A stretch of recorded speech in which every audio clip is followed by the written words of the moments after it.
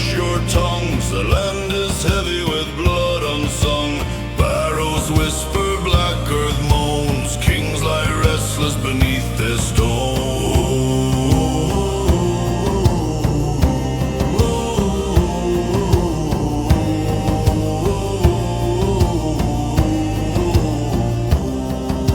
Wolf-born wonder, tooth and claw, bound by oath and elder law. Moonlight brands the hunter's tread. The veil remembers the long buried dead. Oh, weird old Wessex, shadowed ground where howl and horn in night resound. The cross is raised, the oak still stands, and Gaia weeps for stolen lands. Spears of Christ, spears of oak, faith at war where the sky is broke. Priests chant mercy, lords claim right, but the wild runs red in the fen at night.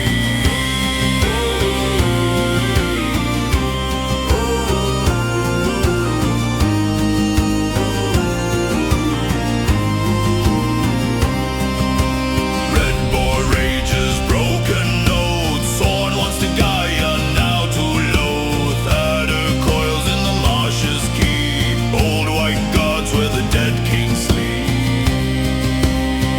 Oh, weird old Wessex, shadowed around where howl and horn in night resound. The cross is raised, the oak still stands, and Gaia weeps for stolen land. So drink deep, Garu of sorrow's song. The night is short, the road is long. Barrows whisper, the veil will knows. Blood feeds root, whose ghost will go.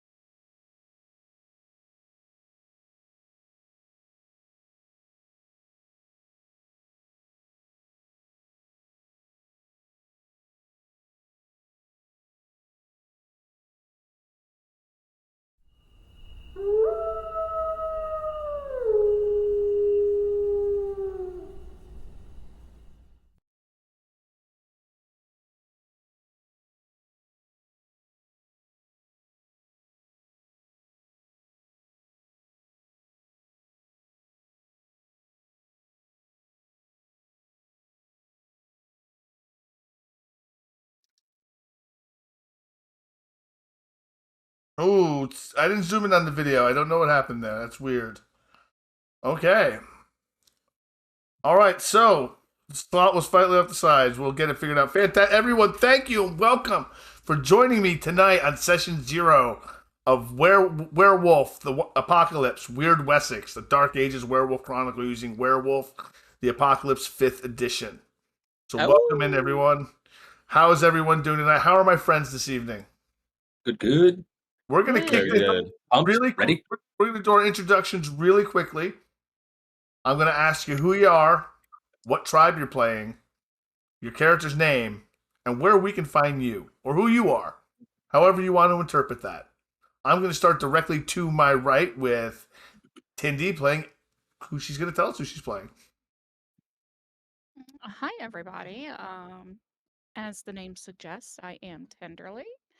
I'm going to be playing Etta this season. She's a bit older. She's a heart warden. Um, and she's seen packs come and go, and this fight, it's not great. And people are people, and she finds it all very disheartening. And the one thing that she feels like she can really do is protect a grove. And so She's taken her broken heart to the woods, which is where she feels at home. And as far as me, I'm currently on internet detox. I'm doing that by being on the internet with my friends. But no, seriously, I'm going on vacation. Um, but you can find me soon back on my own channel. I'm the leader of a group that we call the Cuddle Coven, where we focus on mental health and just being a loving, supportive community and raising all ships. Um, and so that's why I'm taking a mental health break, because you can't help your team row if you're struggling yourself. So, but there's nothing like a wooing with your friends. All right. Tell us what tribe you're playing tonight, Tindy. Well, you said Heart Wardens. What auspice are you Yeah, playing? Heartwork. The auspice is Philodox. Philodox. Excellent. We're going to go over the litany in some detail, so you have that, not memorized, but you have it pretty well down. So we're going to go over that a little bit today. That brings us to your right, to Wildwood. Tell us who you are. Tell us who you're playing, what tribe, what auspice they are, and tell us what brings Yo, you to Werewolf tonight. what brings me to Werewolf is just to hang out with some friends, and last time Werewolf was fantastic, and I'm ready for more Werewolf. And I'm Ear Talk this session, and a Shadow Lord's Ragabash Shadow Lord, and my character is actually kind of based off one of the template ideas that Zed had posted that was a mead hall trickster. So I'm sort of doing a mead hall trickster, but it's going to be like a sort of a riddle kind of thing as well, and a bit of an outcast, but I like to just sit around the fire and tell weird riddles, and kind of specifically a bit about the red boar, which is going to be a part of this session. So yeah, I'm really excited to get going on that. And you can find me to Team Wildwood over just on Twitch, Team Wildwood. I play lots of video games and TTRPGs and whatever strikes me at the time. All right, excellent. That brings us to directly below you, to Guy in Robe. Why don't you tell us a little about yourself, who you're playing, tribe, auspice, so on and so forth, and what brings you to Werewolf with us tonight? Hey there. So excited to play Werewolf. Love War Darkness things. I'm typically on the storyteller side, but I'm excited to be on the player side on a good occasion. So I'll be playing Father Godred. I am a Silverfang, and I'm a part of the Gilliard. Um, I guess you'll see him. He is kind of torn between both worlds at times, or so it seems. So yeah, I'm excited to be here. Oh, I'm excited to have you here, man. It's always excited to have a new friend joining us for a game, and that brings us to not a new friend, but a friend we've had for a while, Ellie. Ellie, tell us who you are. Tell us who you're playing, about your tribe, your auspice, and tell us what excites you about Werewolf. Oh, hello, everybody. I'm Ellie. Like I say in Vampire, also known as Mrs. Keywork, that one over there. I'm not a streamer, and I'm still kind of new to TTRPGs. My first one was actually Vampire, and now I'm doing Werewolf. I'm here because, I just want to know what Werewolf is like. Vampire is a lot of fun, so this one must be as well. But tonight I'm playing Marwyn. She is Theurge Black Furies tribe. She's a dead mother. She kind of wants to protect everybody, and she's just there. Okay, I like it. I dig it, and we'll get more out of you for while we're going. My dog is trying to get up in my lap right now. He's gonna have to stop. That brings us directly to our left to Keyword Xavier. Tell us who you are. Tell us who you're playing. Tell us about who you're playing. Tell us where we can find you and what you like about Werewolf. I am Keywork Savior. You can find me Monday nights on Zed's channel at 9 p.m. playing a vampire, Kinneric the Ventru. I will stream again. I'm trying to figure out how I want to do that. Anyway, I am playing Oscar Waywalker tonight. He is a Gale Stalker whose first change happened underneath the full moon, so he's in a rune.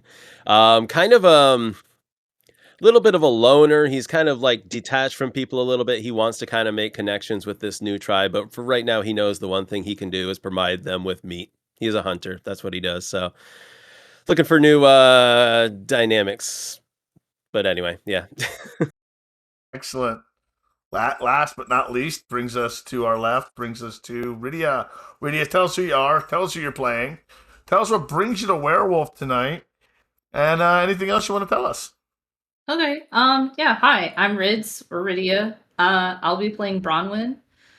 Bronwyn is a Ragabash member of the Ghost Council. She had a very idyllic kind of young marriage where she was very happy that was disrupted.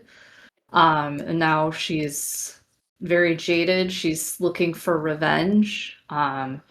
And hoping to use like her natural attraction and abilities to gather any bit of information or leverage she can use to execute her revenge. And yeah, as to what brings me to playing werewolf, I just want to have fun with my friends. You guys. So yeah.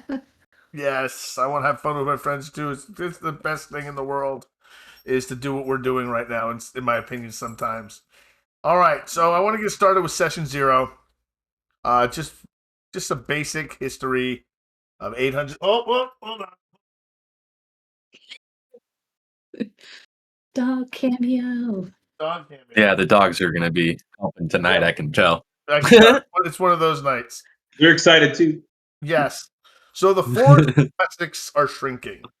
The old gods are dying, and the wolves still watch from the barrows. Our game takes place in Blackmore Vale, a real-life 360 square mile area of Wessex, England, set in 812. I have moved us forward so we can be in line with the Vampire Chronicle, in case I still want to do a crossover at some point. I still want to be able to do that, so I've moved us a little forward in time. We are under the kingship of King Egbert. For those of you who've watched Vikings, Egbert was the king during season 2 of Vikings, and he's an interesting fella.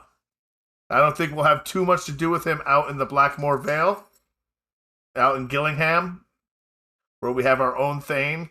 I'm going to pull all his information up here shortly. I just wanted to get our basics. So Gillingham is the village estate where we're mostly based around. Our pack is going to be in charge of the local cairn.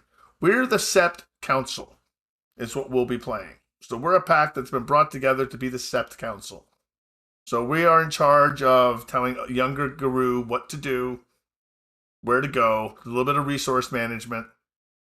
So it's going to be a little bit different than your general normal werewolf game. There's going to be plenty of action, plenty of things like that, plenty of things to do, but there's also going to be some delegation. Some of you are 50 years old. Some of you are older. You're older characters. You've earned your renown that you have in game, and we're going to discuss today how we got there.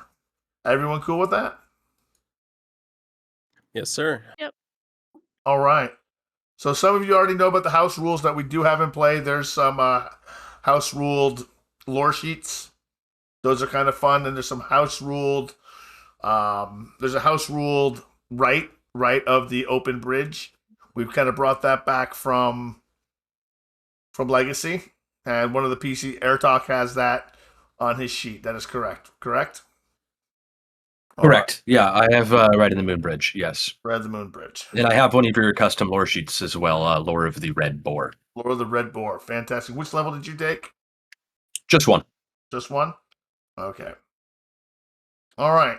Session goals. We're going to connect characters, build the pack, agree on tone and boundaries. We've already introduced each other, so we're going to slip right into safety, tools, and consent. I'm going to go around. I'm going to ask each of you, what are things, what are your lines, what are your veils? What can we get up to? What can we not touch at all? All right, so Tindy, I'm going to start with you. What content stay off screen or fades to black for you? Well, I know you already know where my limits are, but and I feel like everybody else does, but we'll go ahead and go over that. I am a big no for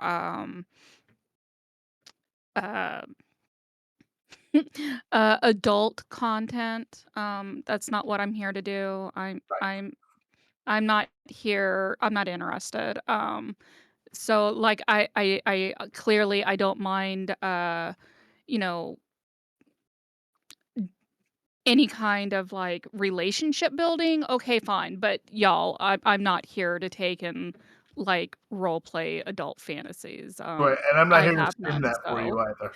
yeah, exactly. So that's why I play here is because I already know that you know Zed's where I'm at. That's why he's my storyteller. I don't have to worry about it. Okay. That's really where I'm at. Just like, please don't try to bang my character. My character is never interested. All right. I like that. Fantastic. We will definitely avoid that in all cases. Wildwood, how about your safety tools? Yeah, standard stuff that we usually mess with. If like kids are involved, like for saving kids, as long as they're not in some kind of weird situation that's uncomfortable and no injuring kids, putting kids at harm, stuff like that. That's usually the only one that we've never had it happen because that's always been a thing, I guess. So yeah, I guess our general stuff. We've done this so many times. I don't know. Do you want to? Maybe you should just hit off the stuff that we normally don't touch on anyhow. All right. We generally don't Good. do any sexual violence, violence toward children, extreme violence toward children, like eating one out the window. That just worked.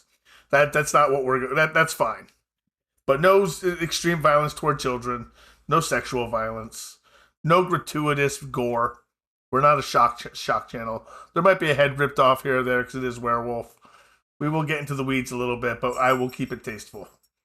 So that's usually where I come from. Anything you'd like to add, Guy and Robe? You're kind of new, so anything that you have new to us is what I'm saying. No, it's good. Actually, the prior two are my two like big issues, so I'm good. Okay, no problem. Fantastic. Ellie, how about you? You pretty much covered everything that I'm. So yeah, we're good. You were I have no boundaries, so I don't. You won't no make me blood. boundaries. Okay. All right, aren't you Mr. Edge? All right. Rydia, It's not for your benefit. I know. Rydia, you're new Wait, to wait a us. minute about you. So tell me what your Yeah, lines and veils are. so I guess I would agree with what's been said so far, and like I think with the character I've designed, there's probably gonna be like, I guess I prefer like if there's like a situation that's somewhat sexualized with an NPC, that it be like a fade to black situation. Just Oh 'cause, yes, absolutely. yeah, Yeah. that makes me uncomfortable. But yeah, All right. other than Whatever. that, Yeah, I 'cause I pretty don't much want people to agree. get uncomfortable. What did Ed Gifu do? Ed Gifu did nothing wrong. She just didn't want to get married to a Thane. She married an alderman instead. She married a She king. was I'm sorry. gonna She higher married rung on the ladder. yeah, she married a king. Somehow became queen. That's right. Okay. So So there was no blowback for that. What the hell? not for her. She married up. All right. So safety tools that we'll use. For those who don't know, we use the antler system. If you have a question or you need to stop something, put your hand up on your head like this. I'll notice it and I'll be like, okay, we'll stop what we're doing and I'll talk to you. And if it's real problem, if we're getting in the weeds, just throw up an X, and we'll stop right away. In a year, I've never had to stop a scene. We've never had an X. I think we've been in good taste the whole time. I think we might be testing that shortly, but not in Werewolf. But I just wanted there, just in case, if I see the X, I will stop immediately. Okay. Next step on our agenda. Okay, the rage debrief. Scenes of frenzy or trauma. We're going to end with a short check-in before play continues. If we get like really into it, really hyped up, I'm going to do a quick little, debrief, take a beat. That way we can calm down just a little bit before we move it to the next. Oops, someone's rolling dice. Keyword's rolling lots of dice. That he wants me to get to session 1 is what he's telling me. Okay. Well, let's move on then. Even wolves need the safe ground, though, guys. So just remember, The safety tools are really important. Use them if you need them. I'm here. I'm here for a good time, not to cause anyone to go into a therapy session. I think you all feel the same way too. All right, let's do some bonds. Let's take a few minutes to talk about our characters. I'm going to start with. I'm going to start in a different order, and what I want you to do is I want you to tell me a little bit about your character, more than what you told us before. Get into the little nitty gritty, but I have 3 questions that I want you to pick 2 from, and try to answer off the cuff. And I'll ask them to you when you're done. So I'm going to start with Oscar.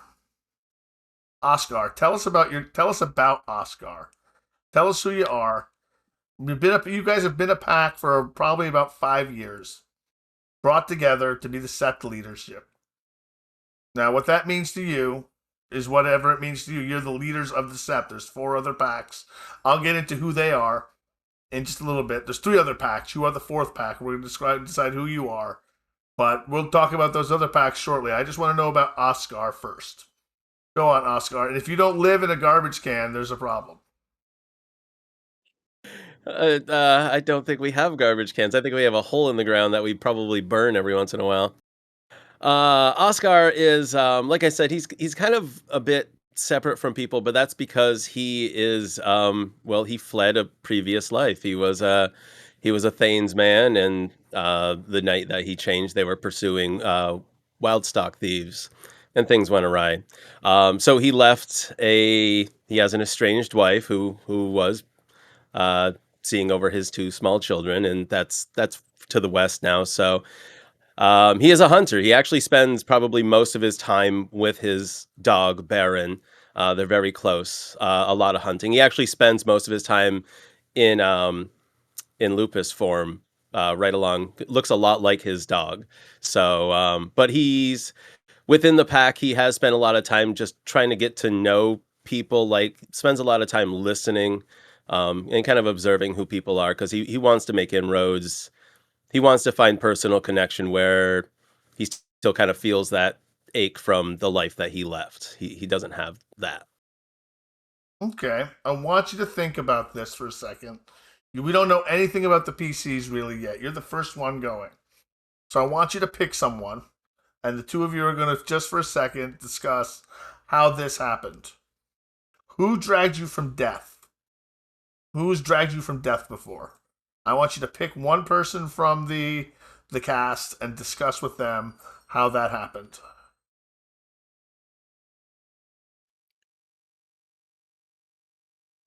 I really don't know. You know what? Let's go with uh sorry, I'm waiting for Guy in Robe's name to change to the character name. There we go, Father Godric. I'm so bad with names. Oh, you're all good. So Okay. I don't know how I would have been close to death though. Maybe you were attacked by your enemy.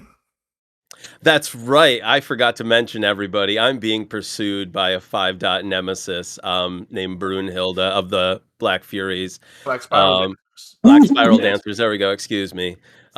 She is a giant badass Garu who can literally rip trees out of the ground in her Hamid form. So, Gee, yes, thanks. I took 2 lore sheets from it. It makes me a little badass. So, She's essentially the modern equivalent of Zyjak. yep. From the Wormtide book. It's yes. So, okay, I gotta get into a character. I'm feeling very, very excited right now. So Brunhild attacked you, and Father Gavric came to your rescue. Is that what you're kind of trying to intimate? Why don't you work on that angle? Let's say that Baron was basically dragging me by my wrist back towards the tribe after being bloodied and unbound by Brunhild. Father Godric found me. What do you think about that, Father Godric? Yeah, I can assist with that. I think Father Godric would definitely be willing to help out. other, especially those of seniority or influence. So All right, Keywork. So Father Godric helps you out when you're attacked by Brunhild.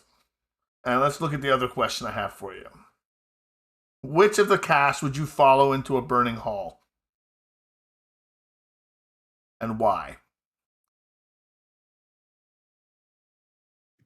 I don't think I've read people's sheets as much as I should have. Um, who is actually? I don't know much of everybody else's concept, so it's a little difficult Right, for it's me hard to. for it's more difficult for you, exactly. That's why I picked you first. You have to Johnny on ask the people. spot. Yeah, Johnny on the spot. You have to ask people what their concept is and how it can work. See how this works? Perhaps I'd follow Airtalkin because I'd be wondering why he'd be going into a burning building in the first place. But It's a good question. Why was Eric not going into a burning building?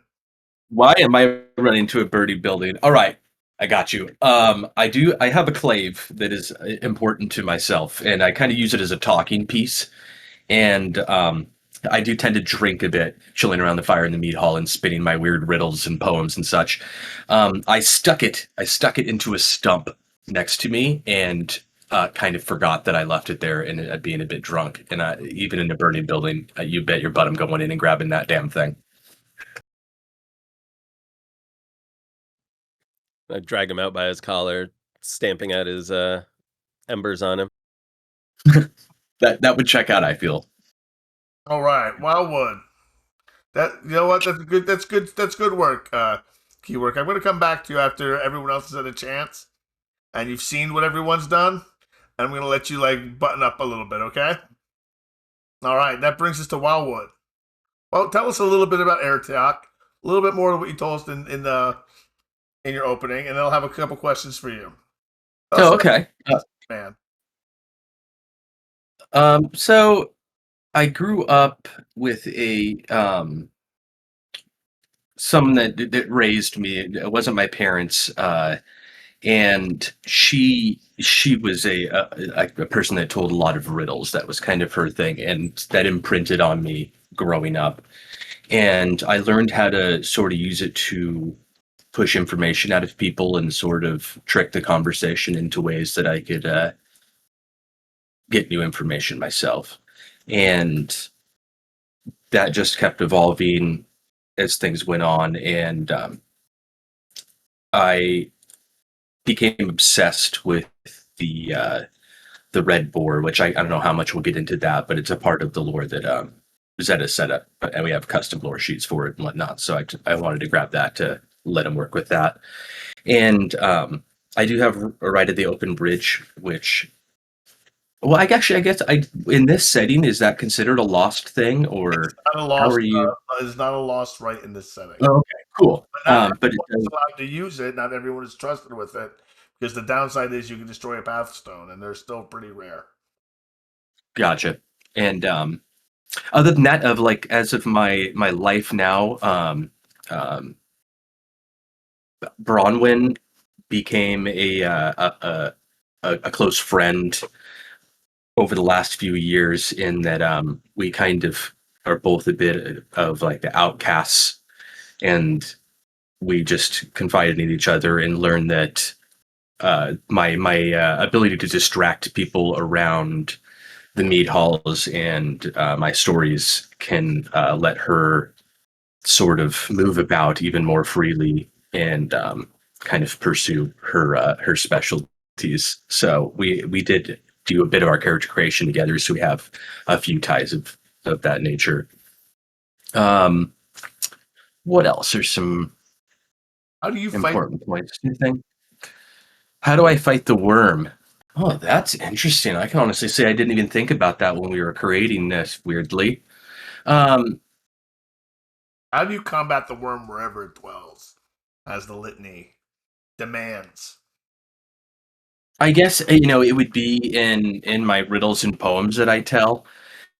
If the conversation, that's kind of one of the things that I want to do, have my character do, and is if the conversation is going a certain way, I always have kind of like that smartass that always has something to say, but it's always going to be like I have a relevant like riddle or rhyme or something that maybe some people will glean information from, but others will just be confused or stumped thinking about it.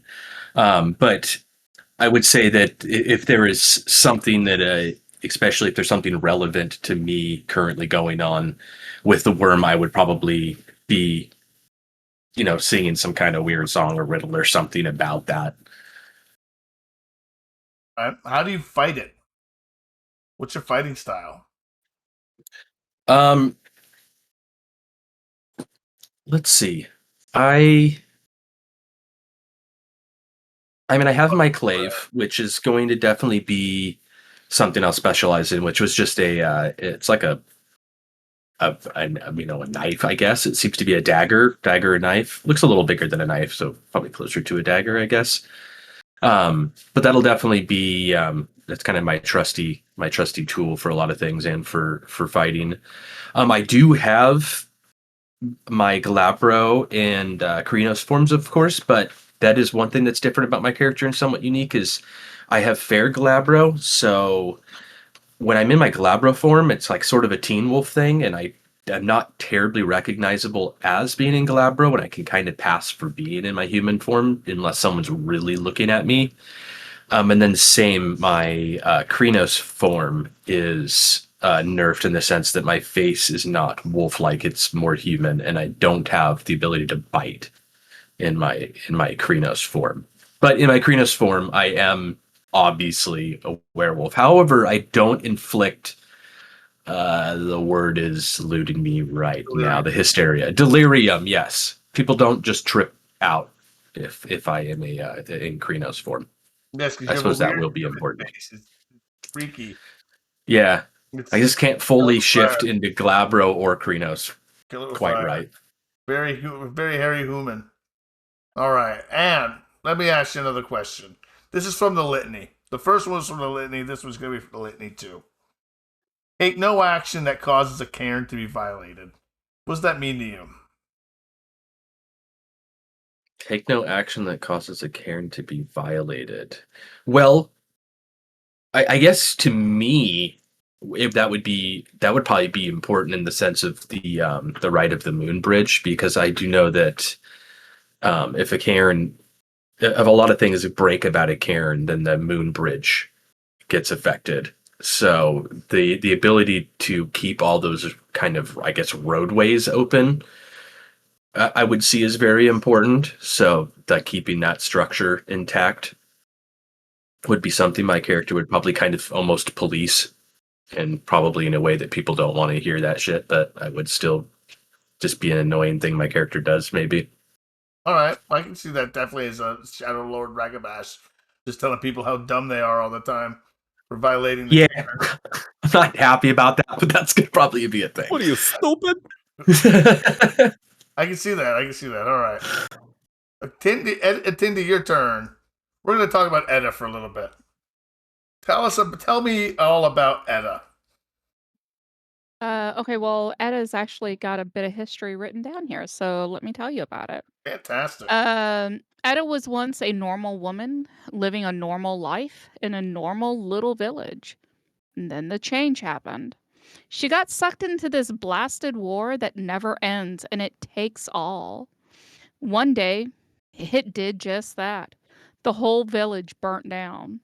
Her family all dead. All that remained was one lost and scared child.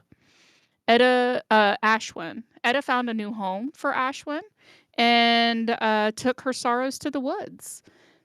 At least here in the solitude of Gaia, the world is beautiful.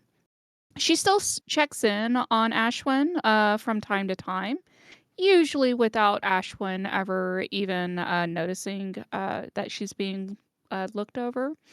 The only remaining goodness in the world of men lay in the smile and cheer in that child's face. Ever since then, Edda has just been guarding a sacred grove, untouched by taint. Excellent. I love it. That's a really good background. Which brings me to the question. Well, Edda's been guarding the grove. You've been a part of the pack. But one of the part of the things about being a pack that you are is you get a lot of time to yourself to protect your grove. People give you the time, the space you need to do what you need to do. But you have a pack that's always there to support you. But part of being in the pack is you are the Philodox. You are the one who judges everybody. That's kind of your thing. So why don't we take a the look keeper of the rules, y'all. You better watch out. deeper the rules? And there's a lot of rules. There sure are. But we're just going to go over a couple of them. And I just want to ask your opinions on them. And then we'll build on your character from there. The most important I want to start with is the veil shall not be lifted. Tell me about the veil shall not be lifted. How should the werewolves keep themselves hidden from humans? So I feel like this is something that, considering Etta's feelings on things about the world of men, you know, with fighting the worm, it never ends. The world of men, they just keep doing what they do, and it never gets any better. And so I feel like Etta would have pretty strong feelings about exposing yourself to the world of men, because that only brings bad to the wolves, as her village burnt down. um so yeah, y'all, don't do it. Don't do it. All right, and how about the leader may be challenged at any time during peace, but also the leader may not be challenged during wartime? How do you feel about that dichotomy? That just striking hypocrisy in the middle of the litany. I mean, aren't we always at war? Yeah, it could The be war never ends. said the war never ends. So I mean, that seems like one of those things where you get out of it what you read out of it. And what constitutes being at war? Exactly. All right, the next question I want you to ask, I want you to look at the cast. And I want you to pick someone at, maybe not at random, but maybe someone you think you could have some kind of tie with. Whose rage frightens you? You've seen them rage. Who frightens you, but you still trust them? Mm. Mm. Hmm. I don't know who's all playing what, but I know that Wildwood sounds to be playing a scary character. A shadow something? Shadow That Lord. sounds scary. Shadow Lord? Come on, man. That's not a scary class. I didn't name it, but I agree. The name is a little intense. It's a bit jagged. But but no, I've played werewolves with Wildwood before. Yeah, Yeah, we I, had a I great think you time. gotta keep. I think you gotta keep your eye on that one. Oh yeah, I Okay, probably agree with that myself. Okay. All right. This doesn't help this character I'm playing particularly too. All right. So next, I'm going to put Riddy on the spot to tell us about Bronwyn. Give us the deets. Okay, this is pretty tropey, so I apologize, but so Bronwyn was brought up by an adoptive family, with her local village's blacksmith adopting her because her family all passed away from illness, and by the time she was kind of maybe 16, 17, she fell in love with the blacksmith's son, Bida, and they married, and it was a happy, simple life. He took over her father's trade and began working for the Thane, outfitting his men, supplying his men. I would gain some kind of social cachet with the Thane's wife because of my husband's connection. And then one day I come home and my husband is dead in the home with his throat slit. And after the funeral, the Thane started showing up to my home, offering his protection. So I had to leave. And basically, have been plotting his demise ever since, because he robbed me of my happy life. The rage of the situation triggered my change. And I basically use my cunning and intelligence and my beauty, because that's how I got his attention, to collect information for our pack, but also ultimately I want to destroy this man. Excellent. She wants to take out the Thane. That brings me to the Thane. The Thane is Aldfrith of Blackmoor Vale. He's the Thane sworn to Elderman Oswin of the Northern Marches. He commands the Timber Hall at Gillingham. He's now kind of an aging warrior, lustful, torn between piety and fear of the forest. Killed Bronwyn's husband. His family claims to the Vale lands intersects with Garou protected sacred grounds. He might be kin to one of the PCs. That's up to you. Bronwyn, you're a Ragabash. You're a questioner of the ways. What do you think of the litany?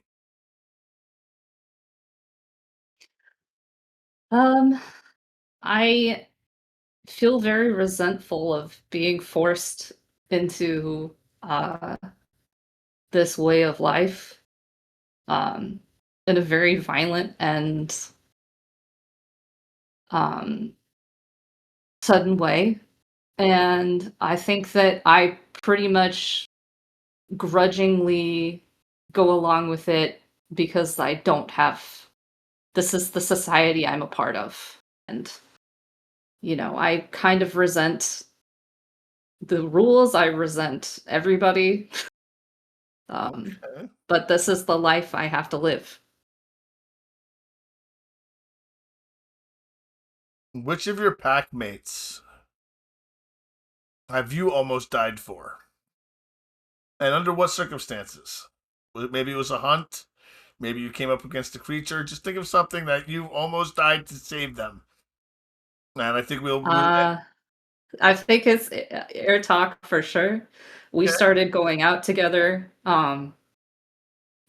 At first I just found him amusing because he would play these he would tell these riddles. He's always making a fool of people, and they didn't quite realize. And once I started catching on, it just became a fun thing.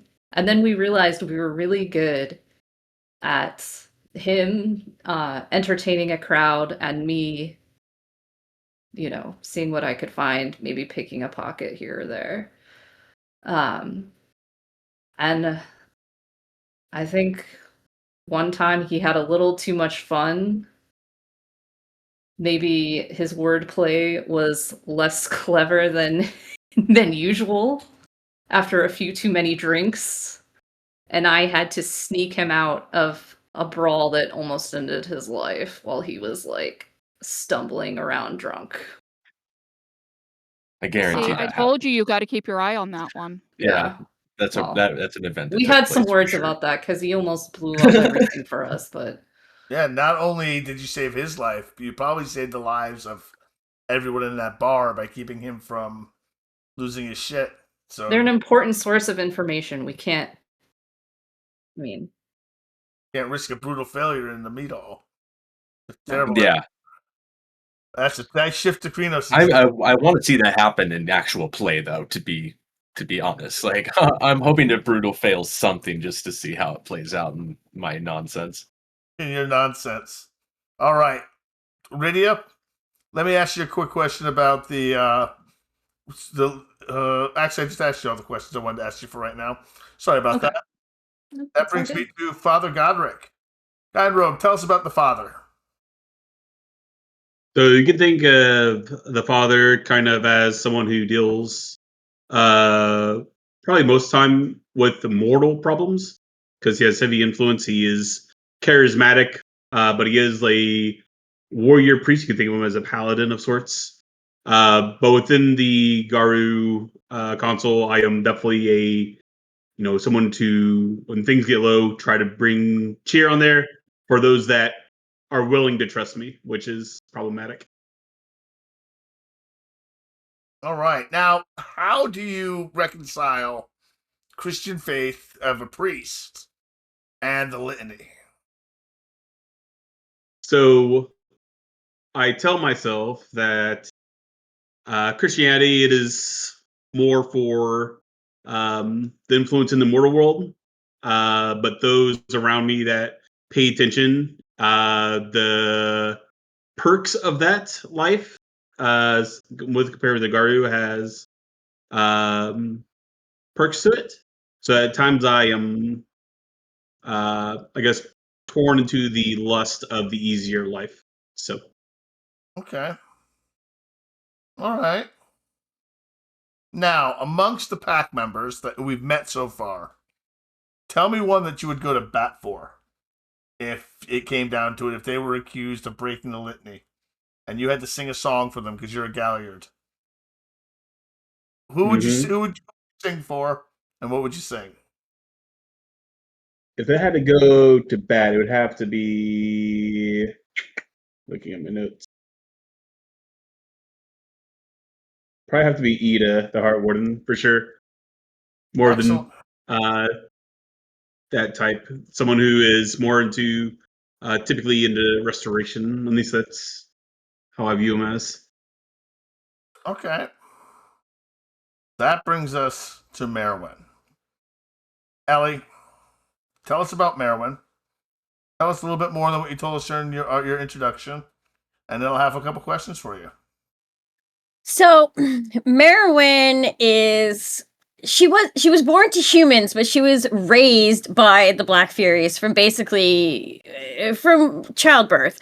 You know, the father, we don't know who her father is. Her father is just some nameless person, and her mother, the building they were in that gave birth in, it burned down, and her mother died. So the Black Furies came along and were like, okay, we're gonna take her, and they raised her. And she's also got a really cool thing. She's got Caddick. She has a spirit called Caddick, part of her spirit pack. He is a white stag, and he's pretty cool. She's a seer, so she's got a lot of occult on her, which that's really going to be interesting with the priest. Again, that watching the two of them interact with each other is going to be a lot of fun. She's people know her as a witch. I call her an old crone. Also a witch too. Like if you could give her a word, she's kind of like that just because she has like that whole like almost vibe going to her where they're like, well, she's a witch. Well, might as well look like one. It's better than them thinking I'm a werewolf, even though some of them do think I am, because I also have a folkloric tale of howling wolves that follow me everywhere. Okay. So you have all these folkloric tales. You're allergic to holy water. You have the sound of howling wolves that follow you. You're pretty much just a folkloric witch to begin with. How do you maintain the veil? So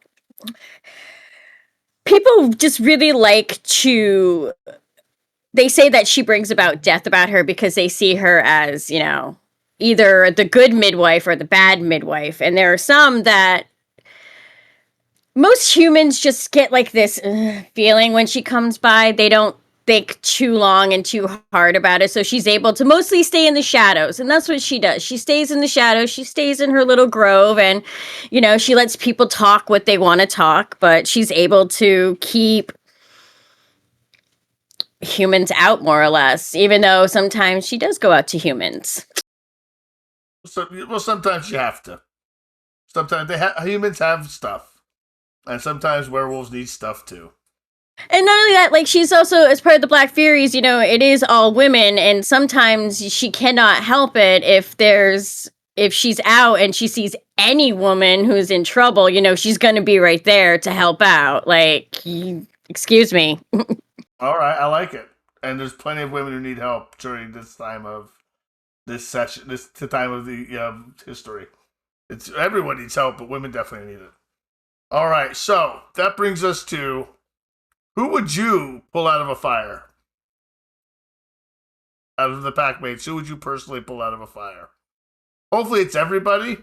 But Yes, aside from everybody. I need you to pick one and tell me why. Bronwyn. She seems to be on the younger side, so Merwin would step up as, the den mother, and she would be the first one to go in there and be like, you know what? Plus, she also has a thing for revenge, and Merwin also kind of understands that, understanding, wanting to get revenge on someone. So, she needs to be saved so she can get her revenge. Aw. Excellent. Keyword, that brings us back to you. Remember the question I asked you? No. Sorry. Who would you die for? Who would I die for? I would die for Edda. I would die for the. Die for Edda? Yep. Okay. I like it.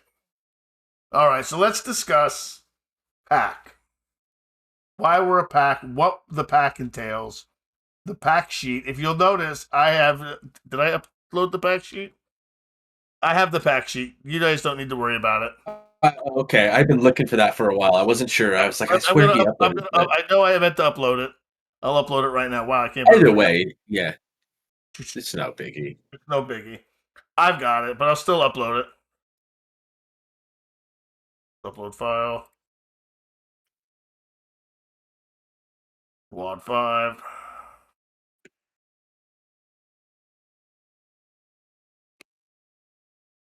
Oh my god, where'd it go? What is that? It's a dog tail. Allegedly. Oh yeah. Allegedly a dog tail. It's allegedly a dog tail. What is it? Fucking Haggard. Oh, Haggard's emote. Oh, Haggard's emote. It's a dog tail. It's Happy Dog. So happy. Yeah, dog tail. See, the two emotes go together. I don't know where it went. Shit, fuck it. I won't post it. All right. It's no biggie. No biggie. I have it. So the pack sheet. First, we got to come up with our pack name. There's 6 of us. This is going to be tough. So let me hear some ideas, and then we'll have a poll. Oh shit. Okay. And then we'll let chat decide. So we'll not be both pack. I like that idea. Actually, I want to hear what ideas Chad has. That's pretty clever. Pack. Yes. Call it a 6-pack. A 6er of buds. 6 of buds. 6er of buds. Oh my gosh. It's Miller time. So what are you guys thinking? What's going through your minds for a pack? Let's decide, while we're thinking about that, let's decide how you came together. Maybe that'll help you. All of you come from packs that have, for one reason or another, not survived. Have fallen apart, been destroyed, maybe old age, maybe they've aged out and they've gone along on the rights of the lost wolf. They've done the thing. They've decided to move on. Think about why you're all a pack now.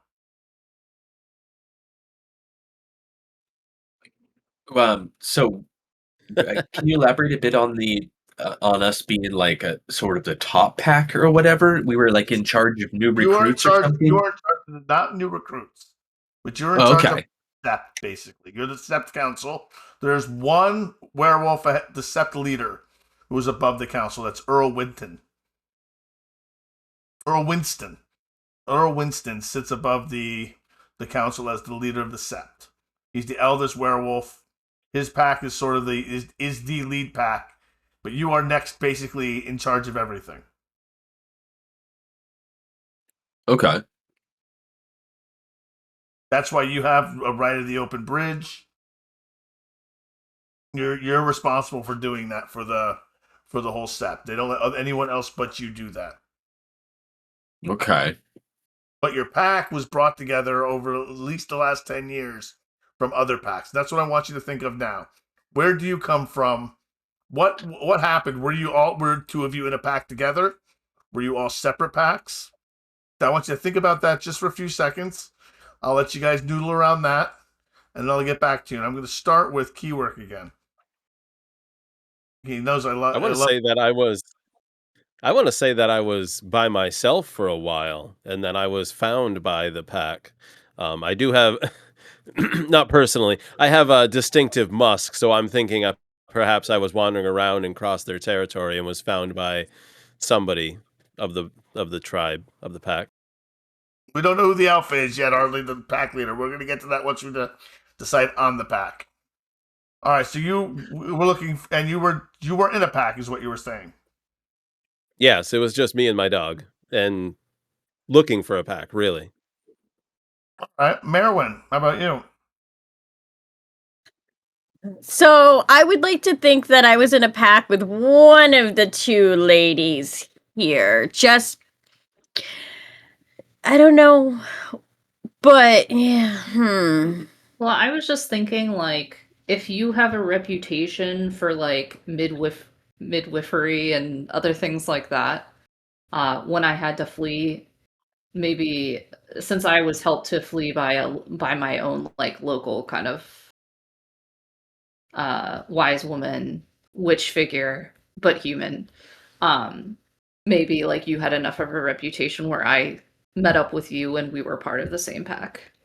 yeah, that works really great. So that way you and I met up with the pack somehow. We've been together for a while, however long you've been around for, so. Okay, so you two were members of a pack that's now joining a bigger pack. We're coming together for a purpose. That purpose is maintaining the cairn. And this purpose came about maybe 10 years ago. So you've had some time to establish with the pack. Now I'm going to ask Father Godric. Your path is a little bit different. You're an itinerant priest. How do you fit with the pack? Mm-hmm. So the way I look at maybe I've had, maybe not in the pack directly, but maybe I've had discussions with hopefully I'm not butchering your character name, Urtok. Is that correct? Yeah. Yeah, your talk. So Yeah, so Urtok, I've probably like you strategize, and if I feel like the end goals or the means, I'll be a pawn on your chessboard of how you're strategizing things and influence things with how I can. that sounds cool. Definitely, yeah, I'd like to play on that. I think too. I could see where you like understand the mortals you were saying. You kind of wanted that to be a part of it, and that could be cool to have. You sort of be like insight for us for that. Yeah, let us focus. Like I can deal with, like not to say I ignore Garu things going on, right? But I have a way of influencing the people to make that problem easier, so we can focus on the bigger problem, right? So yeah, That sounds awesome. Very Like cool. that does sound really cool. Eric Doc, tell us about yours. Tell us where you came from. Yeah, I feel like almost maybe, especially on account of the right of the open bridge, that maybe I let that slip, or maybe it was even sort of again my cockiness or something about maintaining the ability to have the moon bridge for all these different areas, and might have almost been sort of recruited, like someone just overheard and understood that I knew how to do that, and it got pressed further, and then I just kind of got slid into this position or this tribe, this group, or not tribe rather, but yeah, I'm not sure. I haven't really thought about this. I'm still kind of pondering on it, but it almost, when you were talking about the way our group came together, it almost kind of felt like there was like a talent scout at play or something that put us all together as a super group. But Well, that is a way we can go about it too. We can have an outside influence have pulled you all together. That's Earl Winston. We could also do that, but he would have to be one. He would have to be a werewolf that all of you highly respected in order to listen to. Even though you were 10 years ago, you weren't as big a veterans as you are now, but you were definitely established guru when he pulled you into a pack. So it would have to be something, there would have to be a manner of respect for this guy, which is absolutely fine by the way he's going to be portrayed and played. He's another Silverfang. He's a Silverfang Arun. He's the leader of the Sept. He's very old school, very hard in his ways, and that's the clash right there. That's his clash. He doesn't see the more progressive ideas that you might have, or that even the younger packs have. He's very set in his ways. So the main thing that your pack is going to have to deal with is, threats to your territory, and having to deal with a more conservative pack, Sept leader, and things like that. So I want you to keep those things in mind. So if you want, you can have been brought into this pack by Earl Winston, and that can go for anybody. Yeah, perhaps. Yeah, as long as it doesn't mess with anyone else's character way of coming into the pack or something, I'm cool with that. I imagine that doesn't work for Tinderly, because no one's going to tell Tinderly's character what to do. No, but I feel like I could know him. Okay. So my character has been in the woods for a very long time. She is very old. So I feel like he is somebody that, being equally old, that we would be aware of each other in that area, and me just guarding the grove for probably at least a 10 years before this all happened. I feel like he could have approached me and been like, hey, nobody knows this place like you know this place. Nobody loves this place like you love this place. These people could use your wisdom and your guidance. And I feel like he could have potentially made her a reluctant joiner, potentially even guilting her that this could be, I could help Ashwin grow up in a better world. I like that. A little guilt trip. Frickin' jerk. Yeah. So I don't Yeah, necessarily like have to that. respect him very much. I could actually think he's quite the jerk for it all, but He's right, but he's a it jerk. doesn't mean that he was wrong. Right. Okay. So think about. All right. So maybe you were brought into it as well. Okay. Were you working, and you weren't working with anyone previously? So that brings us to No, us. no, Go ahead. my village is all burnt down. I All just went burnt to the down. woods. Everything was gone. I've just been living in the woods. Just been living in the woods. Ellie, Yes. tell me about the pack that you were in before, and what brought you to this pack. So that was the one where I was Bronwyn and I were in a pack together. Yes. I'm sorry. I forgot. I didn't go in any particular order, and I forgot who went. Who hasn't gone yet? Please raise your hand. Technically, I haven't gone yet. Oh, that's right. I thought I got confused. No, I Bronze, yeah. you're up. Sorry, my My bad. apologies. Tell us about, because you were in a pack with Ellie. How did she get you into that pack? How did she find you? How did she tutor you? What's the key, the glue that brought you two together? I think what brought us together is, like I said, Winfled in my home village is an older wise woman who kind of helped me escape the scrutiny that I was under. And I think I would have heard of like another older woman figure who's like renowned for healing or midwifery and for helping women, and thinking like this is the person I need to find and she can point me in the right direction. And then maybe I would sense that she was like me or notice that she was like me. and finally have a sense of, safety after a while. That would keep me around her for a little bit. And then just wanting to repay the kindness I was shown. I'm not the best fighter, but I'm really good at noticing details. I'm really good at gathering information. So I picture myself maybe being the newcomer to that pack, and maybe having very few responsibilities and then working up to I'm the person who's going and doing recon all the time. Okay. That just gave me some ideas to really work with that I hadn't thought of. Having an established pack with a newer member in it is a really good idea. I think that's where you're going with it, or am I completely off base? Well, I think at when I met up with Merwin, I was new. Yeah, you're Yep, not. that was new to our pact. Yes. Yes, new to your pack. So you're not new anymore because it's been 10 years, but you are the newest. You are still And the I think I'm the youngest. I think I'm apparently the youngest. everyone else seems ancient. Mumra.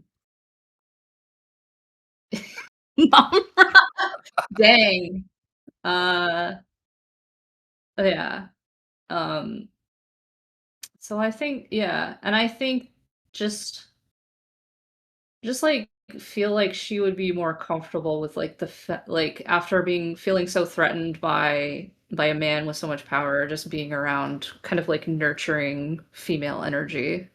And only female energy. It's Yeah. just women, and we're just all big, den mothers where, make sure everybody has snacks and stuff while we handle stuff. So, but like a nunnery.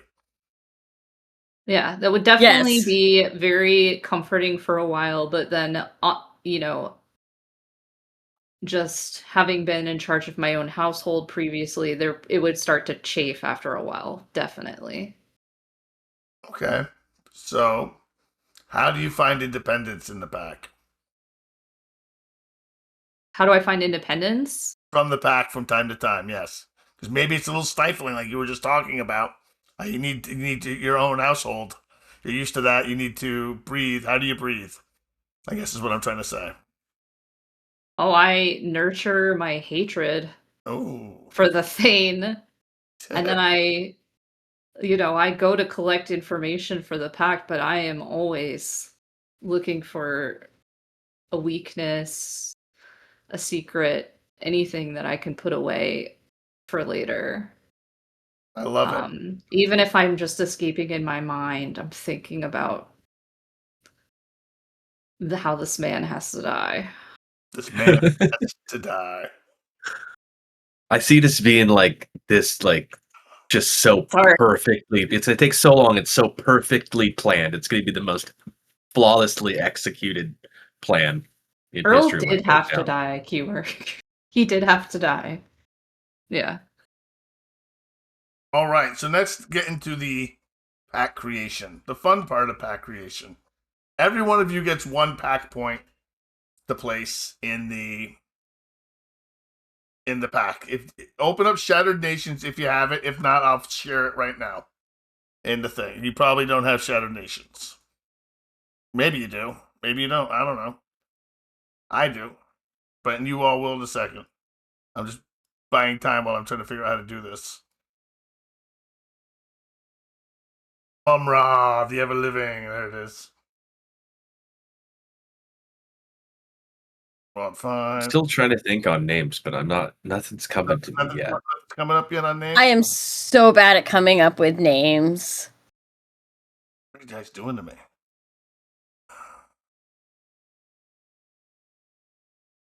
All right. While you guys are downloading that, we're going to take a 10-minute break because I got to go to the bathroom. We'll be right back, everybody.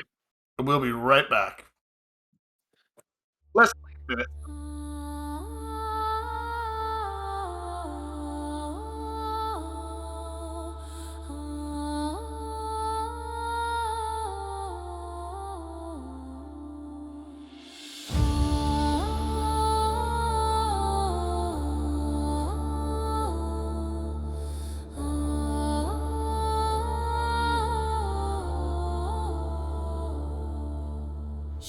shadows over Blackmore Vale. Kings lie buried under hollow barrows. The old stack stirs its oath-bound eyes aflame, and the red boar runs once kin, now bane. The packs are gathering, the hunt begins. Gaia's children howl against the din. Saxon lords cut wood where spirits sleep. The weird awakens, its roots run deep.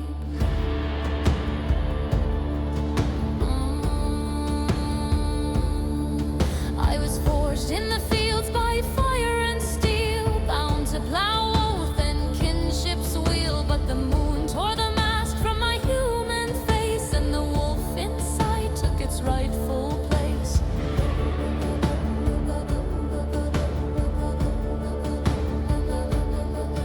I was born to the wild, to fang and claw. No church nor shire could bind my law. In the hunt I rise, in the blood I reign. In the howl of the pack I know my name.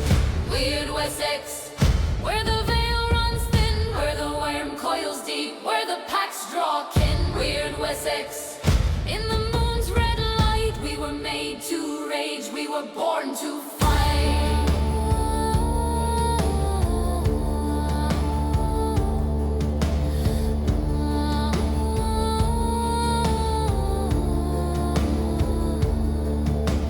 Once the spirit of oak and loam, once the guardian of hearth and home. Oathbreaker kings burned its sacred glade. Now its tusks are blood, its eyes are plague. Red boar, brother of the hunt no more. Red boar, beast of rage and endless war. If we cannot cleanse, then we must kill. If we cannot heal, then break the will. In mire, in shadow, in forest core, we hunt the boar forevermore. Our land, our hunt, our ancient law. Our claws will prove the stronger jaw. Grey Fang claims the oath-bound kill. Adder whispers in the fenland still. Root and ball cries for the trees. The packs must kneel or never be free. Shire rights, Shire wrongs, we fight, we bleed, we sing our songs in oath and blood. The word is cast, the future dies or the past will last. The tempest stirs, the worm unbound. The fields of Wessex shake the ground. From stone to fen, from grove to hall, the packs will rise or they will fall. Weird Wessex, the night is ours. Weird Wessex, the land devours. Weird Wessex, the hunt goes on till the red boar's curse is overthrown. Weird Wessex, where the veil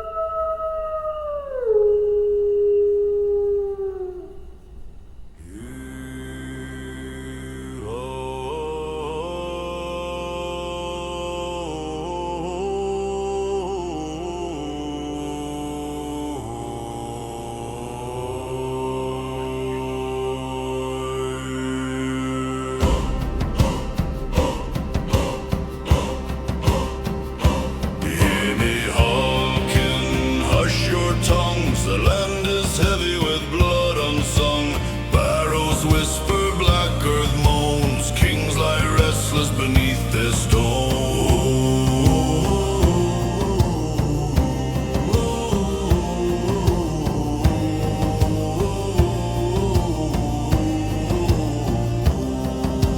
Wolf-born wonder, tooth and claw, bound by oath and elder law. Moonlight brands the hunter's tread, the veil remembers the long buried dead. Oh, weird old Wessex, shadowed ground where howl and horn in night resound. The cross is raised, the oak still stands, and Gaia weeps for stolen lands.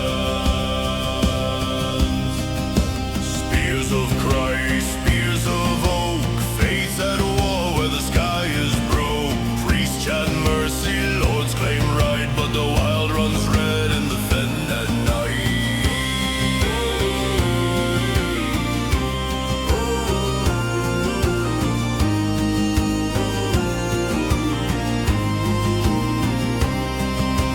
Red boar rages, broken notes. Sworn once to Gaia, now to Loath. Adder coils in the marshes keep. Old white gods where the dead kings sleep. Oh, weird old Wessex, shadowed around where howl and horn in night resound. The cross is raised, the oak still stands, and Gaia weeps for stolen land. So drink deep, Garu of sorrow song. The night is short, the road is long. Barrows whisper, the veil will knows. Blood feeds root, whose ghost will go.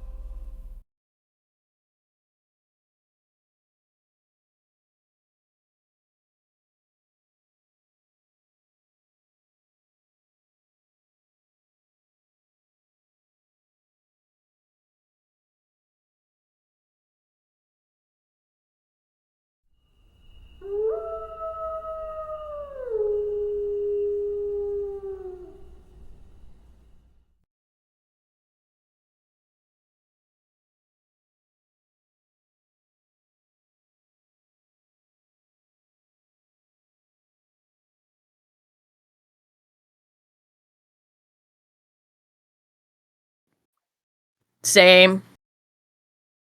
Right, everybody, welcome back. Thank you for that break. I needed it. I had some trouble breathing. We're doing better now. All right, so we're working on pack tactics. So what I want to do is I'm going to set everybody to discussing amongst themselves for a few minutes while I go find my inhaler, which I couldn't find in my break. So you guys discuss where you want to spend your points. I'll be right back with my inhaler. Yeah, so I don't know that I really understand what we're doing here, but according to the paper, it says that we're broken down into 3 subcategories of territory, community, and spirit. And so just based off of my character, she would say spirit, whatever that means, which is our overall connection to spirits and the Umbra. I'm up there with Tindy. She would be picking spirit as well. Yeah, the Rite of the Moon Bridge is very much based in that, and if this, yeah, I think that'd probably be my vote as well. I would probably do territory. Nice. Oh, you're going to be out there peeing on all the trees? Sounds like he's got a distinctive smell, so He's the best suited for that. I feel like my character would be more motivated by community, just in terms of wanting to not be perceived to give off the correct vibe, I guess, or like not be as a group catching suspicion, because I feel like it would make life harder. But yeah, maybe I'm not fully understanding. Yeah, like I said, I don't know that I really Yeah. understand what we're doing with this either, but of those 3 options, I can at least Yeah. say that much. Sorry about that. I really needed to breathe. I That's apologize. fine. Breathing is Breathing kind of is You're important. good. Breathing is Yeah. You do important. you. You don't need to apologize for wanting to Gonna breathe. make it up the stairs to get my inhaler, which is a bad place for it to be. So I heard there was some confusion as to what we're doing. Yeah, I was just Just saying I be a- don't necessarily know that I understand what we're doing, but I understand, like, the basis here is that it says that, like, there's 3 things that, make up a pack dynamic. So, I Okay. mean, of those 3 things, I know that my character would care about spirit over the other 2. Actually, what I meant to tell you before I went away was that what I really wanted you to look at was on page 20, the pack types. 20. Yes, Uh-oh. there Going are like that. various pack types that you can choose from that may make it simpler, and they already have point spreads spent on them. Okay.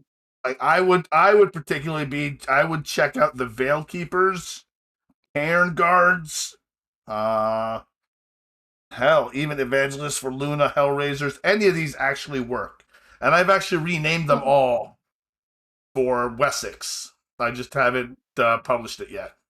Let's see, what do I have? I have it in my notes right here. Well, we already know that at the very least, at least 3 of us would pick spirit. So we will need something that is heavy in spirit. Yeah, that's what I'm looking at. Yeah, so because I think Father would pick spirit as well. So Where'd you say this was in the I- book? So Page they- 20 typically I would pick spirit, but I do of think the we need a Shattered little bit of Nation community. book. Oh, the Shattered Nation. Thank you. Yeah, that one, the one that Zed just sent over. Actually, I guess we don't really need territory with me though, because if I'm the one kind of dealing with that, right? I think I was looking You're at right. Avengers. Avengers could sound, except I don't know how it would work with the priest. Avenger packs are formed out of tragedy. Could be because we all lost our packs. That's a good point. I have an idea of what could have happened to your packs. Actually, not bad. If you want me to lay it out for you, I have an idea. I thought about this while I was gasping for air running upstairs. It was great. It was like an auto asphyxiated almost vision. So Well, tell us about your vision. Spirit journey. a vision. Go back to Brunhild, the level 5 enemy that Keyworks character Oscar has. Perhaps she has led, over the years, a pack of Black Spiral Dancers that has been responsible for the deaths of various packs in Blackmoor Vale. And you've been brought together to finally see, not immediately, but as the pack of survivors against all people who have survived Brunhild in the past, and been brought together to track her down if she should raise her head again. How does that sound? we have a father here. What if we were the Banishers?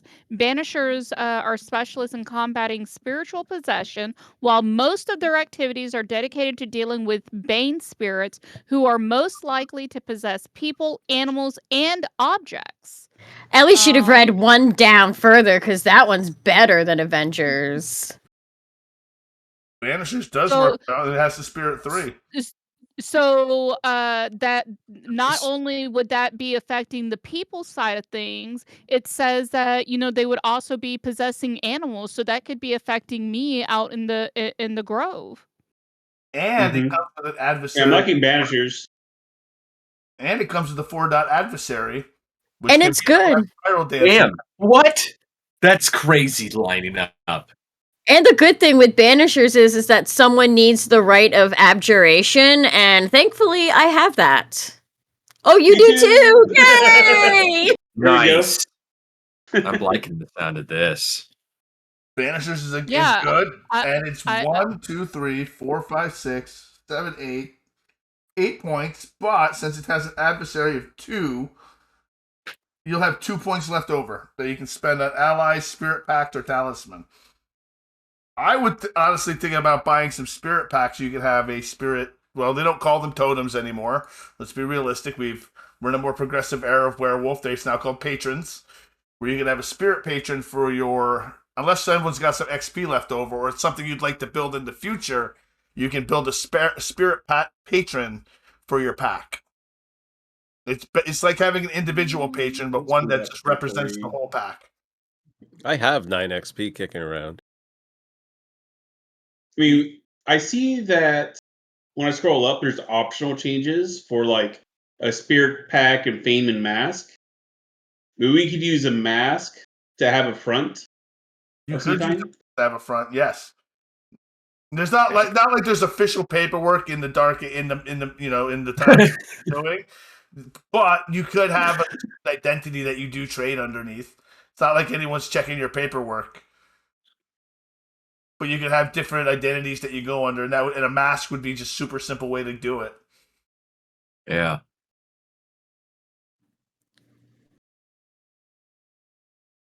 We want to go with banishers, Yeah. huh? That's simple. Let me. I think Banisher I like Banishers. sounds pretty on point for our makeup. Yeah. One, There's no way something fits better than that. That was kind of crazy. spirit. The only Perhaps- problem is you don't really need a mentor. I say perhaps we could be religious pilgrims or something like that. That could be our cover. Where do you want to put your other because a 2-dot merit doesn't really work for you guys, unfortunately. Where would you like to put those other 4 dots you have somewhere else? In allies, spirit pact. I think summon allies might do a little good. Let me see. Where's the allies? Okay, what do you guys Exactly, Worgen. Exactly. Oh, I just realized on table 5 here, it has pack names where you can just roll it. You could. I saw that. I didn't want to bring that up just in case anybody decided to come up with one, but we Yeah. can roll it off table 5. But I think the name we have is better, anyways. I just What thought. did we Death pick? children. What did we pick? The- Weird Wardens? Weird Wardens. Weird Wardens. Okay. Which, I mean, if we're dealing with, possession, I mean, that makes us weird, right? Mm-hmm. And it's We can be absolutely perfect with banishers. Yeah, weird wardens out there doing the weird stuff. Doing the weird stuff. All right, so your territory is small. Your territory is only a 1. Your community is a 2, but your spirit is a 3. Where do we want to put those extra dots? Because mentor, unless you want to, I don't recommend doing mentor because you guys are the top dogs pretty much. So who else is there to mentor you? That's fair. Where Earl Winston. he's not much of a mentor to you guys. Well, It's with not- us being the sort of top dogs, would allies fit better then? Isn't that- allies would be good. Allies would be good. Allies, spirit I pack. think Ellie suggested that, and that seems like a good one. Allies. I'd say at least 1 or 2 in allies, and then if we want, we can put 2 more somewhere else in like spirit pack or Yeah, I like yeah. the idea of having our own, warden wide spirit, because I think Ellie and I both have our own personal spirits, but then we could have one that resides, at home that everybody has access to. Maybe our allies could be like known Moonbridge connections. The packs that maintain the other end of a Moonbridge or 2 that we use or we're aware of. Past Moonbridges.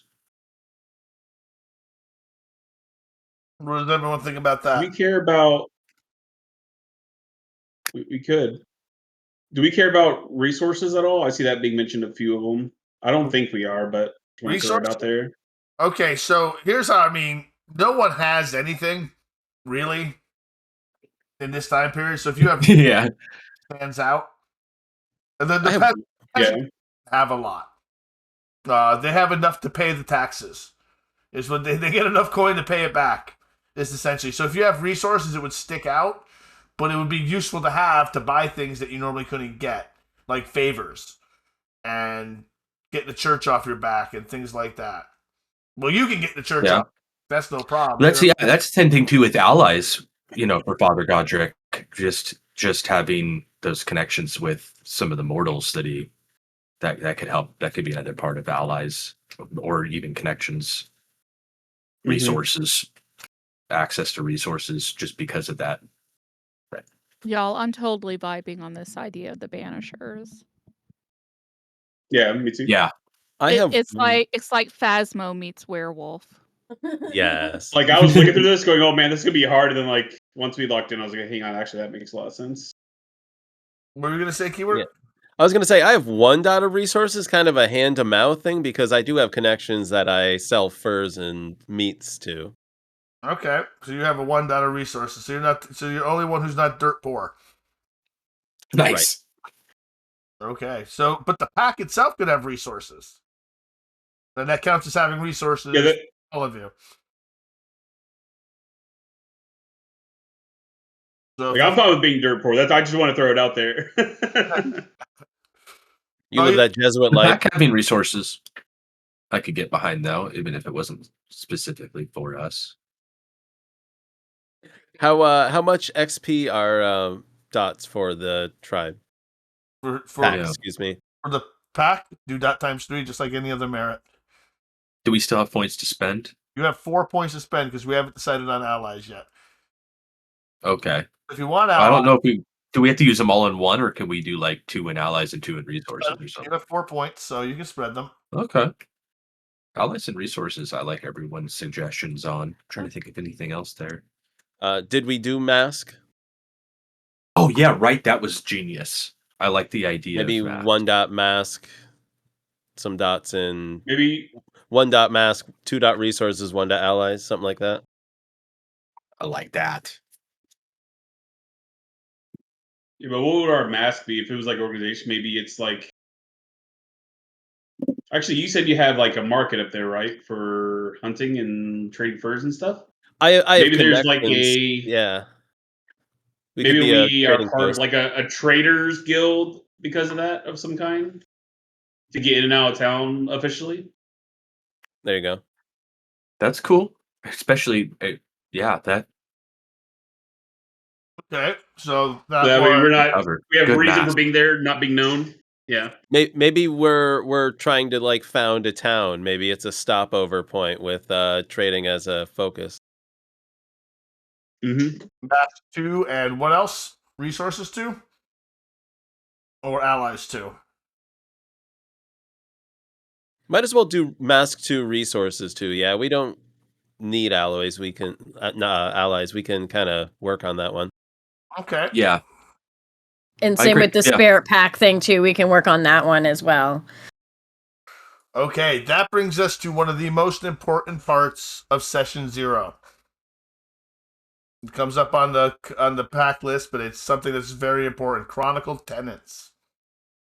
The meat and potatoes of our chronicle, our morality system, so to speak. What keeps us from getting hoglosk.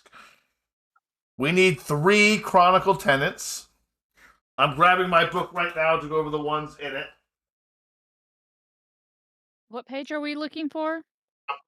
Right now. Thank you. These are very important. Without chronicle tenets, we have no backbone. And I should have actually done these a little earlier. I can't believe I'm going to say it. I almost forgot them. Chronicle Is anything tenets are about this going to be any different because of our 99? Dark Ages? No. Nope, none of this is going to be any different. Cool. 199. Oh, there it is. Yep.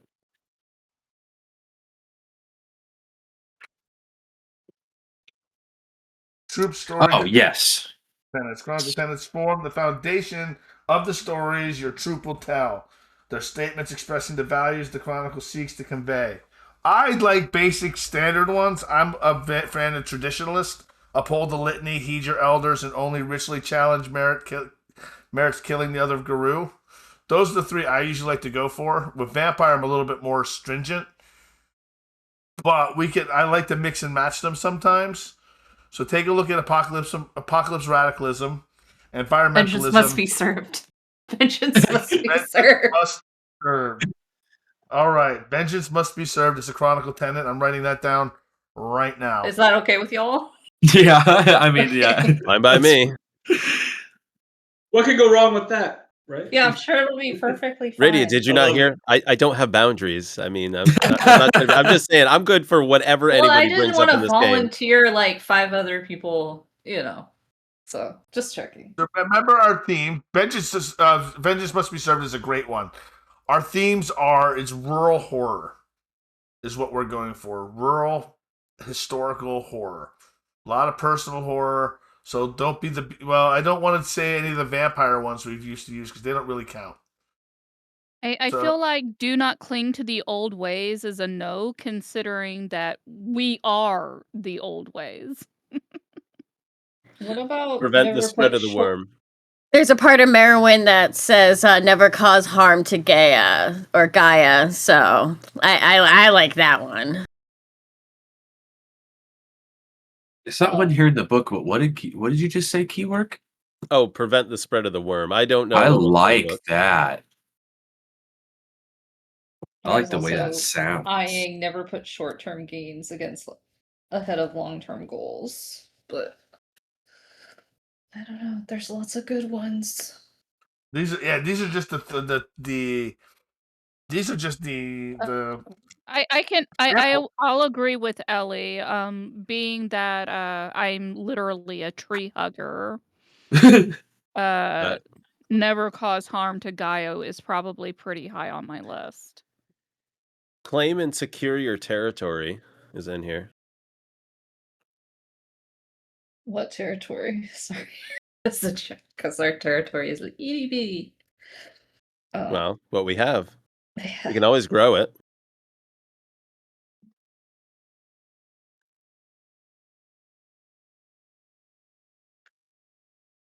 never cause harm to Gaia. Vengeance must be served. Remember, if you break the chronicle tenets, like if you have a chance for vengeance and you don't take it, you get a dot of Hoglosk. So you have to take your opportunities at vengeance. Doesn't mean you have to go seek them out, but if given the opportunity, vengeance must be served. Vengeance must be served. Yeah, Batman. Vengeance. Vengeance is a dish best served cold. Let's see if we can come up with 2 more that aren't on the sample list.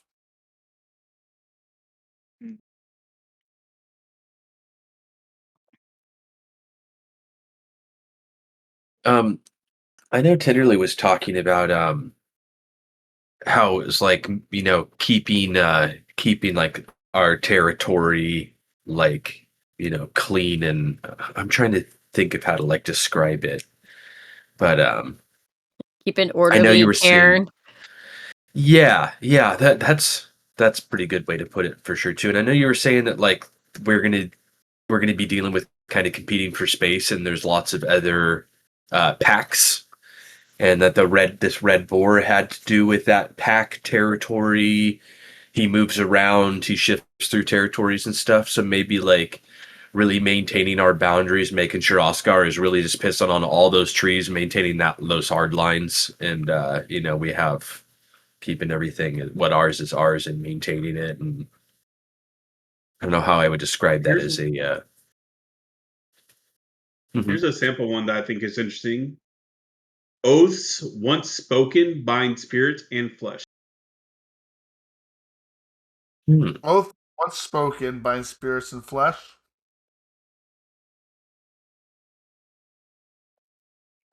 So if you break a oath to a spirit, you gain a Hoglosk.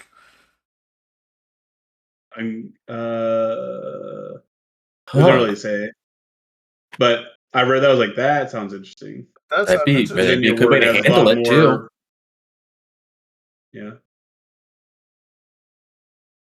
It is kind of a tried and true werewolf one, but could we do the stop the spread of the worm, or perhaps seek out the root of the worm?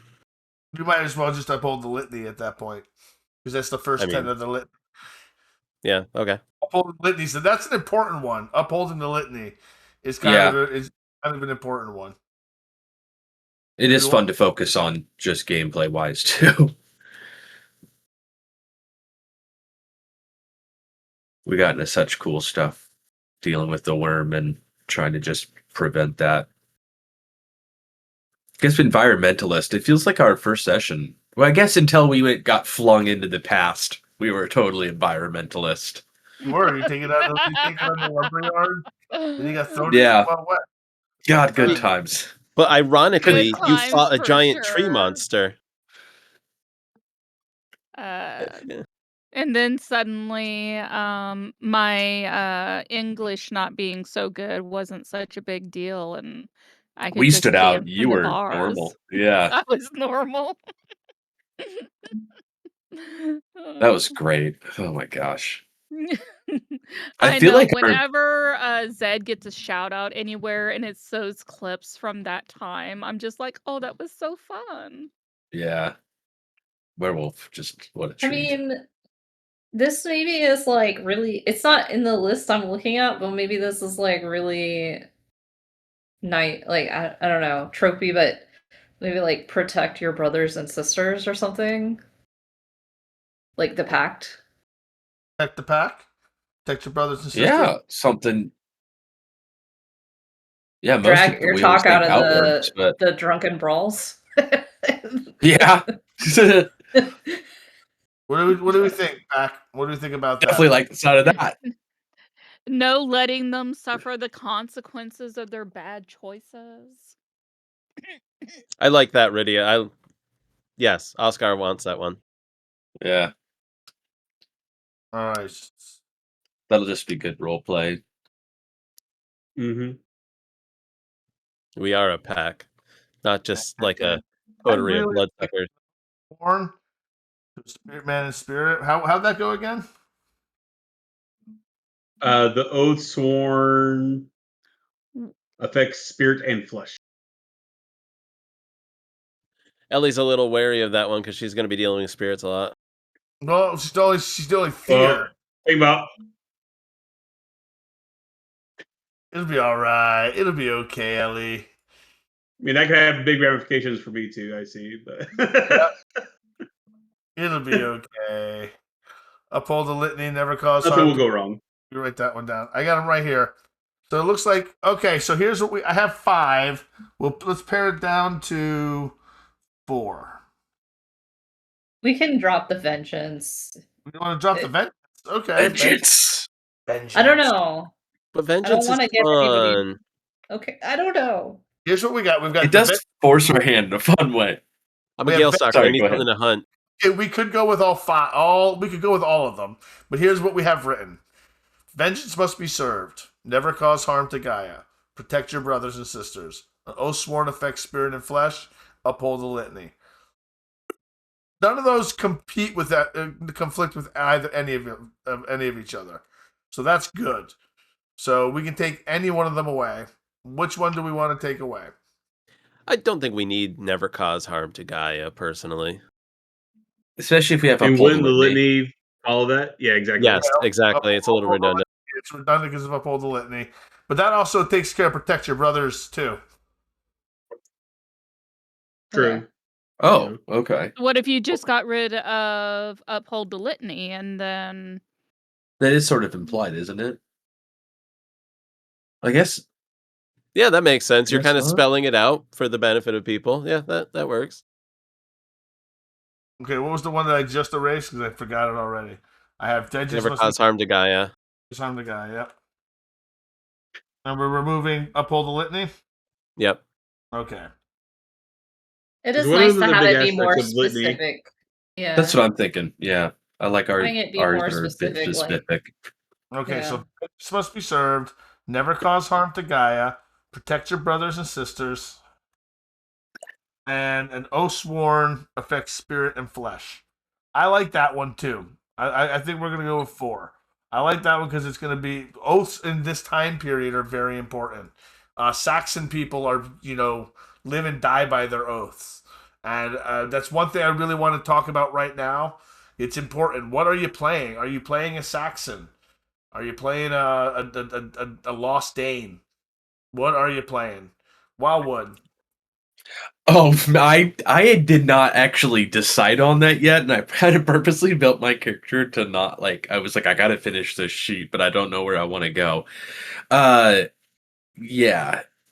Um, I think I was kind of just ended up being Saxon. I think I didn't want to be like the odd man out if everyone went the other direction because it could be fun too. How does your Saxon reconcile his Christian faith, the state faith? Everyone's pretty much a Christian, with being Guru. Oh, jeez. Um.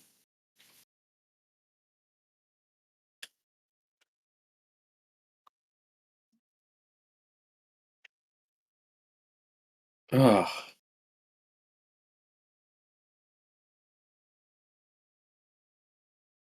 I don't know. That's interesting. You The pay fact that you're torn makes me think you're going to be a great ally of mine. I mean, I think I would feel torn about it, and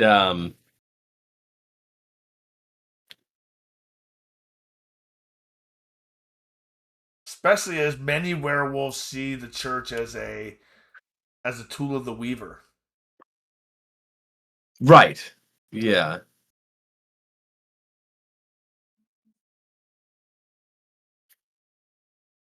You want to come back to that later? Yeah, I'd like to hear what some other people are thinking on where they want to go with their I'm going to go to characters. the obvious one. I'm going to go to Father Godric on his thoughts on so, church and Gaia. so do you want me to go by my actual perspective or the perspective I give to others? The perspective, Godric's perspective that he gives to others. So what I tell people is everything I do outside of Garu is all like a show.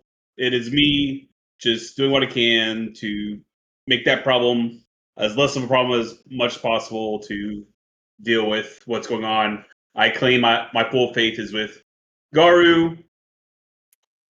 Internally, perhaps it's a little different from that, but that's what I portray around the tribe. I'll dig it. I dig it.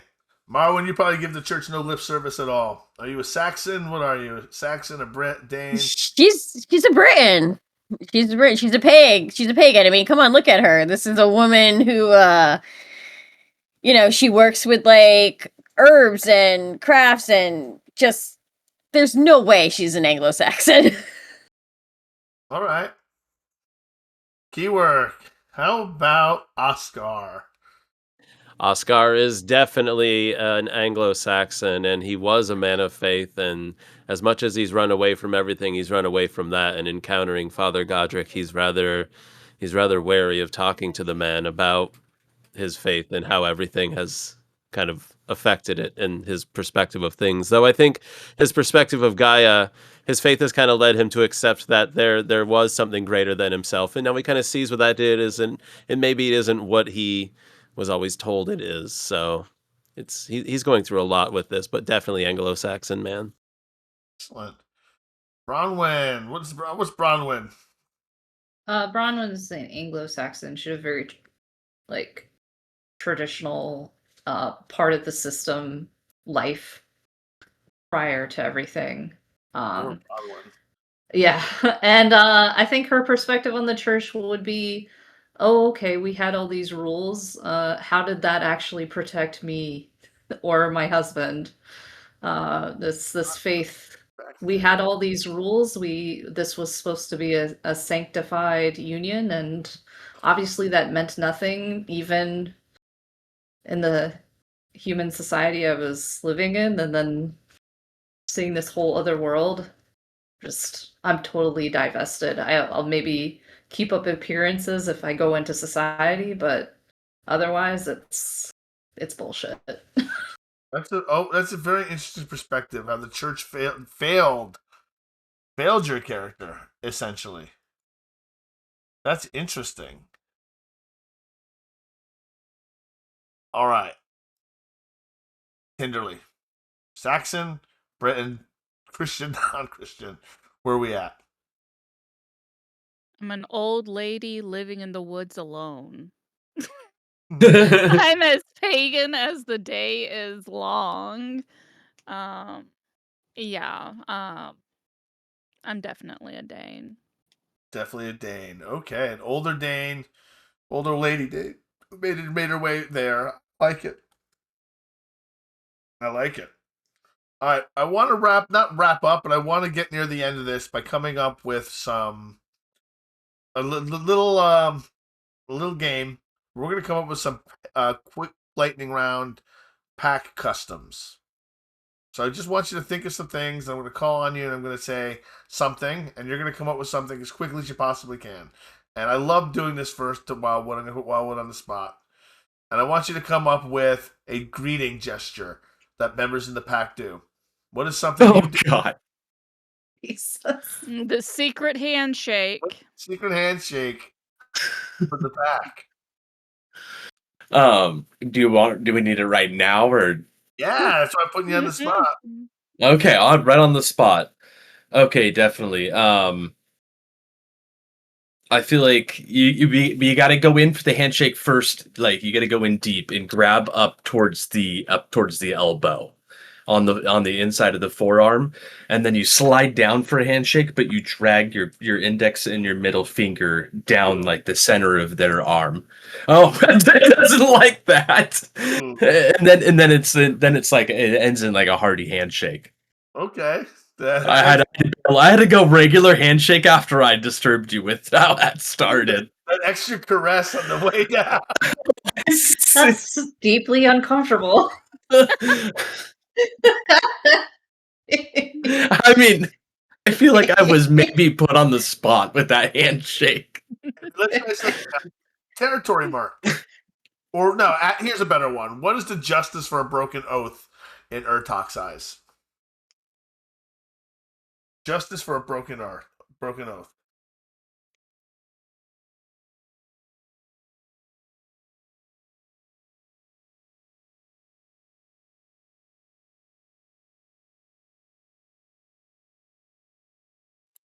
I'm sorry, was that me again? Push you again. Okay. Hit me. I got distracted by the clip happening. Justice for a broken oath. Justice Having to for do a that broken handshake. oath. Okay. Yeah, right. We already got this. That was a two birds, one stone I with could- that handshake. I suggest the oath is owed again twice over. I don't know. That just popped in my head. That is interesting on account of one of our litanies that we did there. One of our chronicle tenants is all Their about. chronicle tenants, yeah. I like that. That's very good. All right, Father Godric. Come up with a pack custom. Think of something, maybe a greeting gesture, a territory mark, justice for a broken oath, or hospitality right, or something along those lines. Think of a pack custom that you guys have established over the years.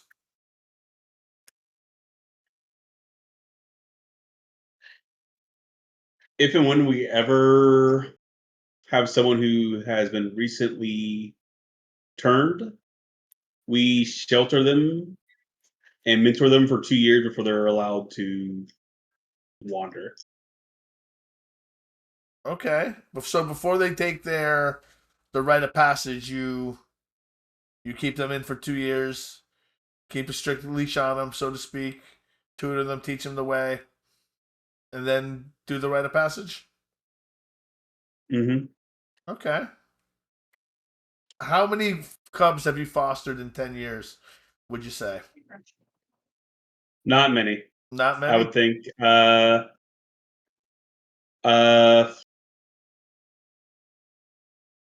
like how big would you say our tribe is? It's what, 12 probably, or actually probably 18 because there were like a third of it. About 34 werewolves in it. In the black. 24. Yep, there are about 34 werewolves. I would think then there may not even have been any in the past 2 years. Maybe we're in a drought, Okay, so there hasn't been any as of recent. I dig it. All right, Ellie, your turn. Tell us about a pack custom that has developed over time. Even if it's a weird handshake.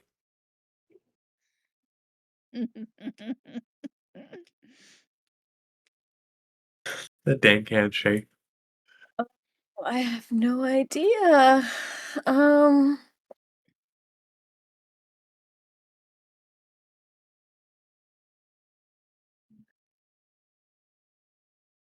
Huh. Ellie can't think tonight.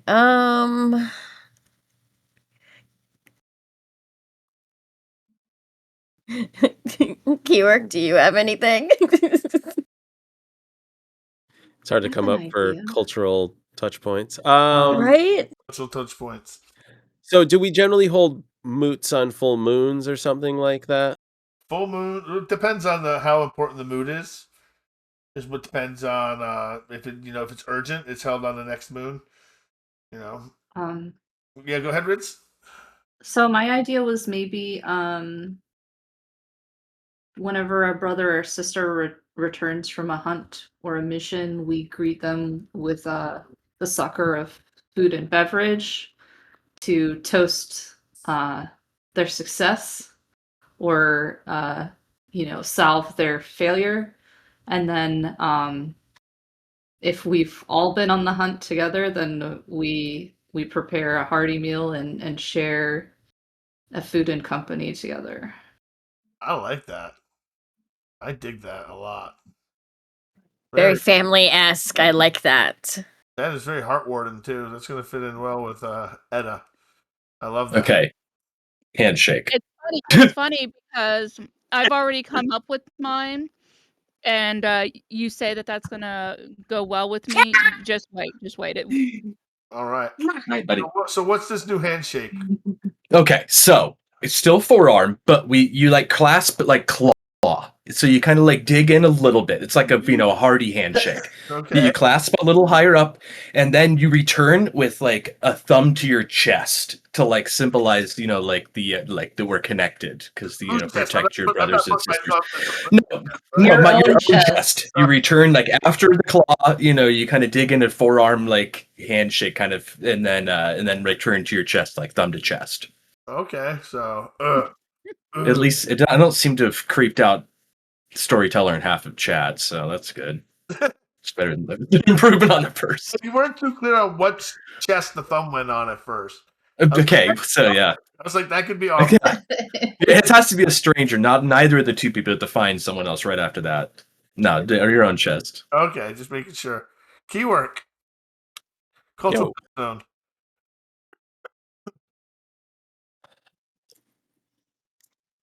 I say that I was going to suggest that we do a hunt.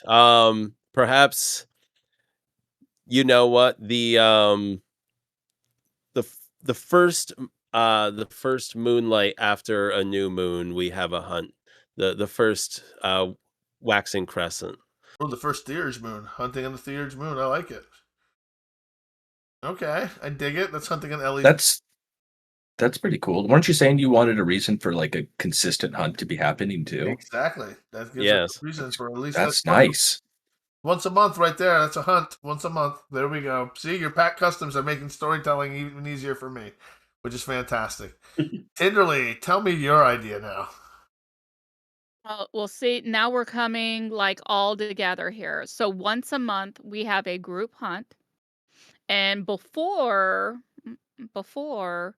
we get to the joint meal that we all help prepare, being the old lady in the woods pagan that I am, we first have a brief ceremony honoring the spirit of the animal that we are about to eat.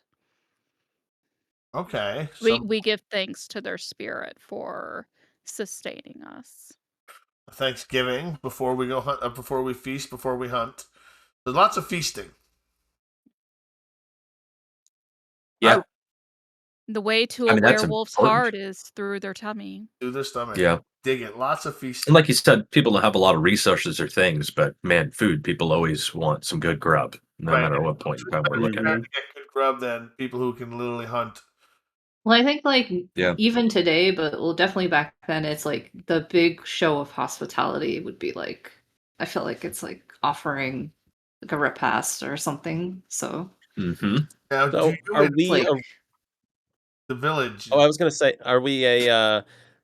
I was gonna say in regards to that, yes, we do. We do welcome people to trade to kind of keep up the mask. But are we a refuge for nascent Geru? Is that what we do? Are we welcoming to? All werewolves kind of are. All werewolves are kind of expected to help new werewolves that come along. None of you are seem to be effectively kin seekers. None of you have chosen that as your concept. So none of you are really kin seekers in itself. So you're not out looking for new werewolves, but new werewolves might find you. The local kin seeker might bring werewolves to you to. Where are there concepts in the book? Because my concept I put like a hunter of solace. Like I am looking for that attachment. Yes, kin So seeker. what? Yeah, you can look up kin seeker in the book. Okay. It's an actual concept. All right, so we are getting late. It's 11. We usually okay. That brings us to one of the final positions, logistics. All right, we run from 9 to about 12 every Saturdays at 9 p.m. Eastern. I like to get everyone together 30 minutes prior. I'm usually on there at 7. So if you see me hanging out and you just want to hang out and talk shop and game before then, I'm there. But no one has to be around till like 8:30, realistically. Now that we know how to everyone knows how to use Video Ninja. You don't have to rush as long as you guys are there before like 8:45. So I'm not freaking out, like pulling my skin off, wondering where people are, because that's how I get. But I'm usually there much earlier than that. If you just want to hang out, you will know I will be giving the same amount of XP out per game, every game, so you'll be able to track your character sheets. It's going to be 3 XP per game.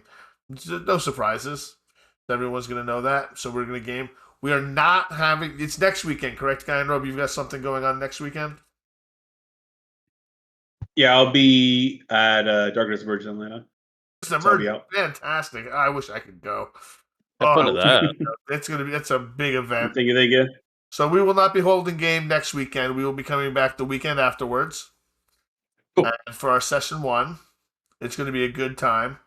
Let's see. What else do we need to go over? Everyone, go ahead, York. I was going to say next weekend we can talk about our Christmas short game. Going to, Mm. So that's Yes. what we're going to do next Saturday. We're going to have Very good. Christmas. a meeting for our Noella the Damned game that's coming up. That'll be fun to talk about. Let's see. What else do we have to go over? What do you guys want to talk about? We still have some time. I'm not quite done with you. I want to know what you guys want to talk about, what we haven't covered, what'll help you get. Did we get the pack sheet? The pack sheet. I will once I'm done. Is there anything important that we didn't do? Okay. Let's see. Pack goals. Oh yeah, let's talk about your safe house. You guys don't really have a safe house, but where do you hang? I'll say I have a 2-dot safe house. Okay. Oh, yes. Okay, so you hang out at Merowin's. Everyone crashes there at Merowin's sometimes, if that's okay with Merowin. Oh, of course it is. As Den Mother, she is all about, come on in. I also have one, considering that I live in the woods, so Okay. I have. All right. I love how we have 2 Yeah. ladies who just live in the woods, and everyone just goes. I've been crashing with Marilyn since my husband died, basically. Yep. The 2 ladies that just live in the woods and just kind of want to be left alone, but we have doesn't let to. us be alone. Yep. So we do what we do. Damn it. This is some scary woods. Damn scary woods. Werewolf ladies galore everywhere. What are the odds of that? Of running into 1? We're running into 3. I mean, let's be honest, y'all. You know damn good and well that if I was alive at this time, I would have been labeled a witch. So Same. the fact that I'm now like living in the woods by myself and I'm like really old, especially for a wolf. I mean, you know. Yeah. We were talking I about just maintaining our Karen, and we are taking our territory very seriously. So this all plays into that. Yes. That's something we need to discuss. We've had some time to get to know everyone's characters a little bit. At the beginning of the game, Mineral, thank you for the raid. I appreciate you very much. Thank you so much for the raid. Welcome in. Welcome, Raiders. I'm Commodore Zed. We're doing our Session 0 for WyrdWessex, our Dark Ages Werewolf the Apocalypse Chronicle using Werewolf the 5th Edition. Welcome in. Have a seat. I was just asking a very important question when you came in. Cast, we've discussed our characters. We've gone over them. I would like to know which character we should nominate, at least going forward, starting as leader of the pack. Now, I don't like the term alpha because it has some connotations that don't really fit anymore. But pack leader, who helps make the decisions in the pack? Who makes the main decisions?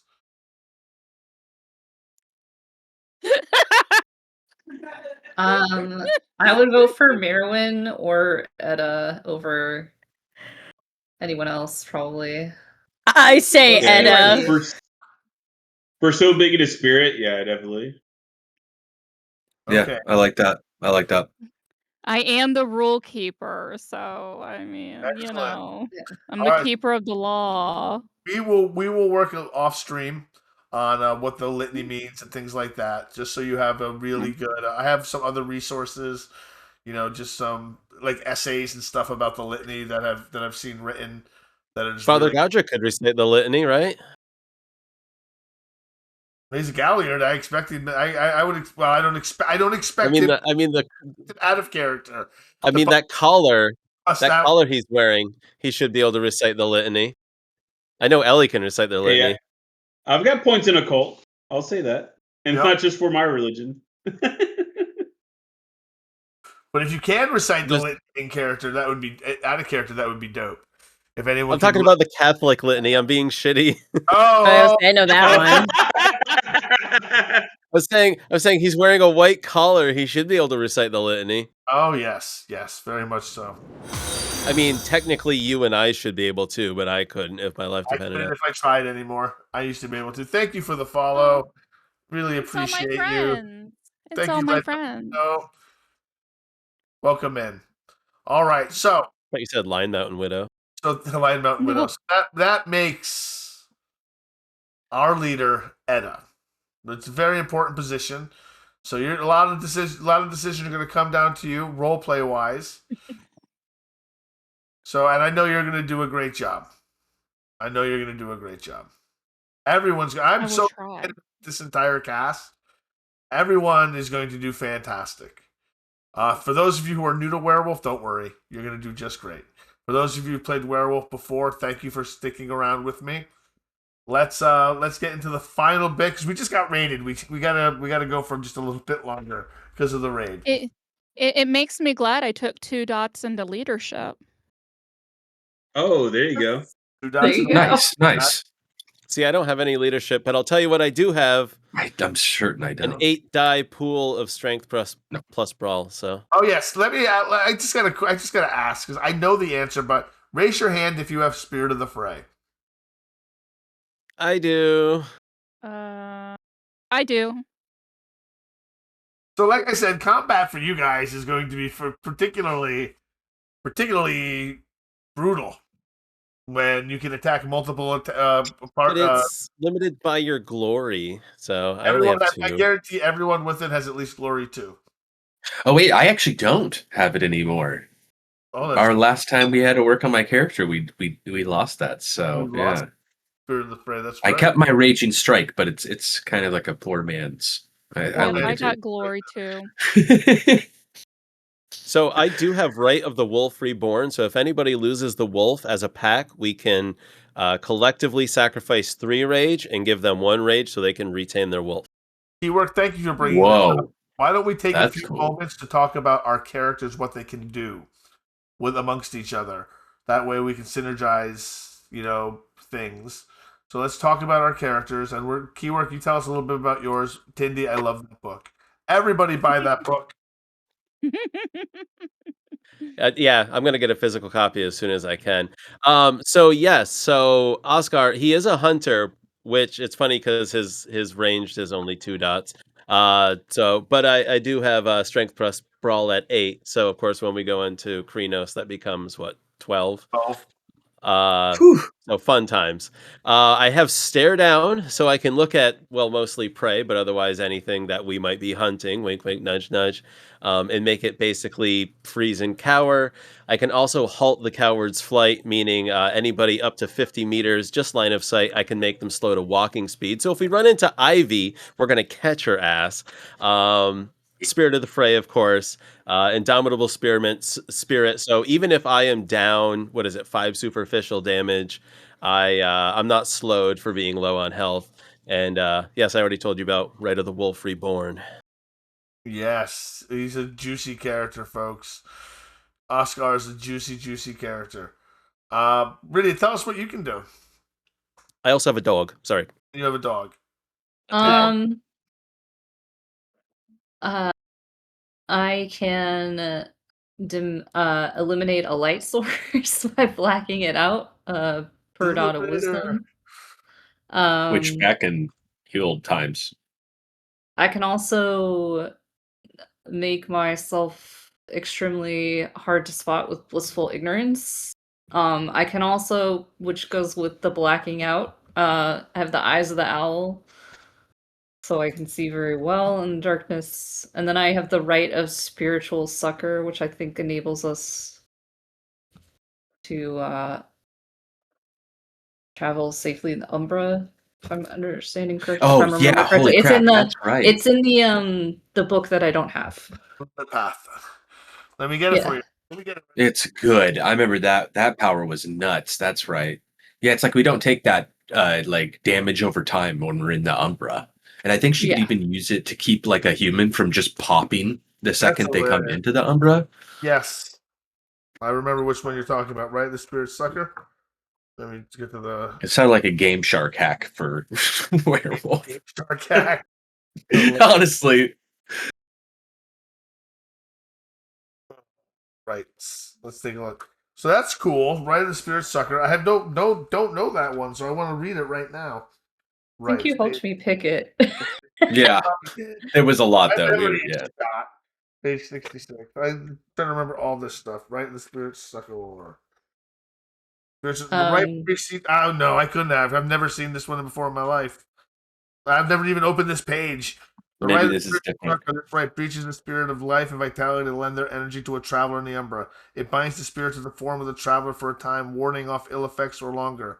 It's customary to negotiate with the spirits beforehand for payment of some kind, as many spirits resent being used in this way. Rarer use for this rate is to briefly shield the human from the effects of the Umbra, an environment intrinsically hostile to physical life. Such an intrusion must necessarily last for only a short time, though a spirit might be willing to undertake the task for sheer novelty value alone. So it keeps it from blowing up. Nice. Yeah, right? Yeah. That might be useful. I think that could be very useful. So I can provide some limit to the damage of being in the Umbra. And I also am literate because basically the whole goal is to be able to gather information, to be able to access information. So I learned to read to be able to, for the few people, for the powerful people who do write things down and communicate that way, so I can pick something up and read it. Fantastic. Which not a lot of people can do. I don't know how many people took literate on their character sheet this time around. I believe I took linguistics. Just because yeah, of I've my got some linguistics too. Okay, so not many. But I can't read. Okay, I can't read, but that's okay because not many people could. All right, so Ellie, tell us about what your character can do. So she's got cat feet, which is she's, agile and she can climb. Mother's touch is she's able to cure people. And then curse of Aeolus, which is I could do a thick eerie fog that obscures vision and unnerves people. And then I have a ton of rights because that's where I took a lot of those. So there's the rite of abjuration, which Father Godric also has, which purifies the area. The rite of the living cairn, rite of the shadow passage, which is the path between the world and the Umbra. The rite of dedication, you're able to keep your clothes when you transform. And the rite of the spirit summoning, which is call forth an unwilling spirit. So I'm going to be under the assumption that everyone's had their clothes dedicated. We're not going to have any situation where people just appear naked when they come out of the Umbra. I think you're all veterans. You've all know to get your clothes dedicated from Merwin, the Witch Lady. She dedicates an outfit for you. It's the outfit you wear all the time. Is that kind of how that works?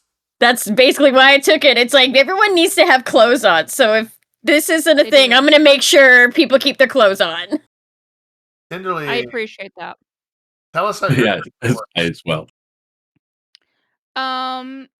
So my character is really built around the fact that she is the keeper of the law. So she's got really high investigation. She has fangs of judgment and the right of shame. Shame. That's right. She whips out that shame bell and and does the shame chant. No. But she also has a spirit friend named Bjortwolf. Because you can't live in the woods by yourself for so long and, not have a spirit friend. That just goes hand in hand. And she has Stare Down and Gaia's Candor. Some of this stuff I don't remember what it is because I didn't put notes in here, so I'll have to take and do that.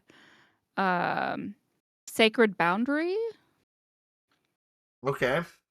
Sacred Boundary. Yeah, so she's really just built around being able to investigate accusations of werewolves breaking the rules and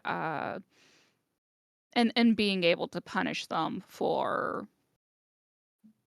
doing what they shouldn't be doing. I like it. I also like the fact that someone's eating all the Twix out of the kid's candy bowl. This is the Twix goblin. I wonder who could be doing that. I wonder who could be doing that. That guy. All right, that brings us to Father Godric. What does Father Godric do? So, Father Godric, I am high in charisma and all of the social stats. Outside that, I am physically strong and physically sturdy. And I am really good at persuasion, and I know a lot about spirits, both within Garu world and the religious world of Christianity. In terms of powers, I am like I said, like a paladin, so I got a lot of fighting abilities, so like Spirit of the Fray, Songs of Valor, things like that. But I do have Rite of Abjuration too, so I have the ability to do some cleansing. I'm not the best at it, but I can do it somewhat. And even though I am strong and sturdy, I look older than I should due to me having the Crohn's curse. And I have an opium addiction. Oh yeah, Merwin has an alcohol addiction. How do you There get a we hold go. of opium? Oh, dang. We're going to have to send y'all through AA. Well, I mean, back then they had nothing to drink but alcohol, so it's no surprise that she's an alcoholic slightly. Air talk. How does air talk work? Yeah. So definitely, like I said, the mead hall trickster pre archetype kind of idea that you had, I played off of, and it's more of like a riddle type of thing, but it's still just entertaining around the fire. So I did take some stats and anything kind of relevant I could to that. And then the Ride of the Open Bridge is probably one of the unique things I have, because it was something that you had created, kind of mixing some of the old systems with 5e. And that just allows us to travel from our cairn to another like known cairn, uh, just like it kind of instant. I guess it's not exactly instant. We did have to walk it, but it's like it's a fun, weird trip where I guess in our other game we met a fucking bird that was a bird. And yeah, it was like a weird trickery kind of thing, and it was a fun like almost test we had to pass, and we failed and we fell off of the moon bridge. But yeah, it was very cool, and it was a system we all enjoyed. So it's fun to be able to mess with that again. Blur the Milky Eye I have, which it helps me just kind of being stealthy, because my character does have stealth. Especially I have a specialty in ambushes, so if we get the drop on people when we do have to do combat, we get a bonus for that. I also have Blissful Ignorance, where I can just kind of become invisible if I don't move at all. And then Fatal Flaw, which kind of plays into my poems and riddles and whatnot, which I can study someone to learn an alternative way to deal aggravated damage to them. So if we do get to sort of speak with a villain or an altercation with some boss or something, it's possible we can learn a different way to fight them other than just the old classic ways. Maybe that'll be fun. I think And so. then yeah, my werewolf forms are kind of different. I took a couple different things for that just to mess around with that. I am literate. Um, and then the lore of the red boar, which is a custom thing that Zed has. So if he wants to, like, I don't know if that's supposed to be a mystery or if there's information you want to give on that. Oh, But I'm gonna give some information on that. okay, but yeah, my character's aware of the the point that I have in this lore sheet. My character is aware of it's a location, correct? Like where the red boar is currently located. You have level 1. Right. Yes. Level And I one. think it's You have yes. sent to the quarry. You can always tell if the red boar or a creature bound to it has passed through the area in the last day. Okay. All right, I'm just 1 second, guys. And I'm not sure. Even I'm not entirely sure what our our interactions with the red boar are going to be, but I know Zed was kind of hinting that it's going to be a part of the first season. So that's why I was like, okay, I'll make my character have something to do with it just to give it a tie. Well, I'll tell you this. Anything I went out of my way to make homebrew bespoke lore sheets for is going to be used in game. That's kind of what I and figured I too. thought that I Definitely like the red boar one. The Red Yep. Boar, once it was Wicca, the wild's living embodiment of the sacred hunt in the Blackmoor Vale. It taught kinfolk and Garou alike to track, to stalk, to kill cleanly, and to honor the prey. Wicca's power was rooted in the grove of Nine Oaks, tended by both man and wolf for centuries. When the Saxon king Cold-Wolf the Oathbreaker cut down those oaks to feed his war fires, the pact was broken. The grove withered, the spirits within scattered, and Wicca's rage curdled into the worm's whisper. Now it stalks the vale as the Red Boar, a monstrous killing spirit that desecrates cairns, slaughters indiscriminately, and feeds banes with fear it spreads. Appearance: towering, crimson-tusked boar, wide-studded with bramble thorns that ooze dark ichor. Tusks are carved with ancient runes, some worn, some new and jagged. Eyes burned with pale green fire. It's a bad dude, and it's probably something that you're gonna. And I'm just gonna tell you, the first arc is going to have to deal with the hunt for the red boar and how politically how you maneuver the right to hunt the red boar, because every pack in the Vale, every pack in the Sept wants their chance, wants to cover themselves in glory, and how you decide how it goes about who gets the blessing of the Earl to make the hunt is going to be the first couple of stories we play. It's going to be a lot of social stuff, a lot of social maneuvering. But in Garou society, social maneuvering also comes with a punch in the face. So kind of expect the rage and the rage dice to get in the way.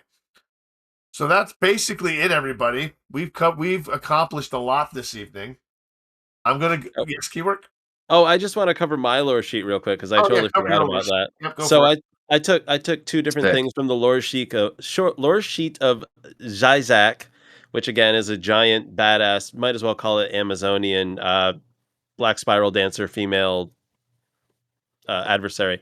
I took thicker skin, so when I'm in Homid, I have 1 armor against blades and lacerating, and also when I self-inflict 1 point of aggravated willpower before combat, any improvised weapon will deal aggravated damage. So, but in return for that, we have this 5-dot adversary coming after at least me, if not, by extension, everybody. The pack itself is a 4-dot adversary, so it's her Black Spiral Dancer pack, and she's specifically coming after you. I've actually taken so much of what we've done tonight and kind of come up with some story about it, and I think I can come up with a complete pack that might actually give you guys a challenge, especially Yes. with Yes. So I want to thank you. I want to thank everyone for coming out. Yes, Tindy. Circling back to pack creation, Yep. since we've gone through some other things, could it be that the pack formation is that um living in the woods that I began to see a difference in my surroundings and I sought out, this one jerk I know and he w- he put me on to the idea of creating a group of wardens to be banishers and Ellie being another, person living in the woods, I feel like I could fairly well be aware of her presence, which would also then give me direct access to Rydia.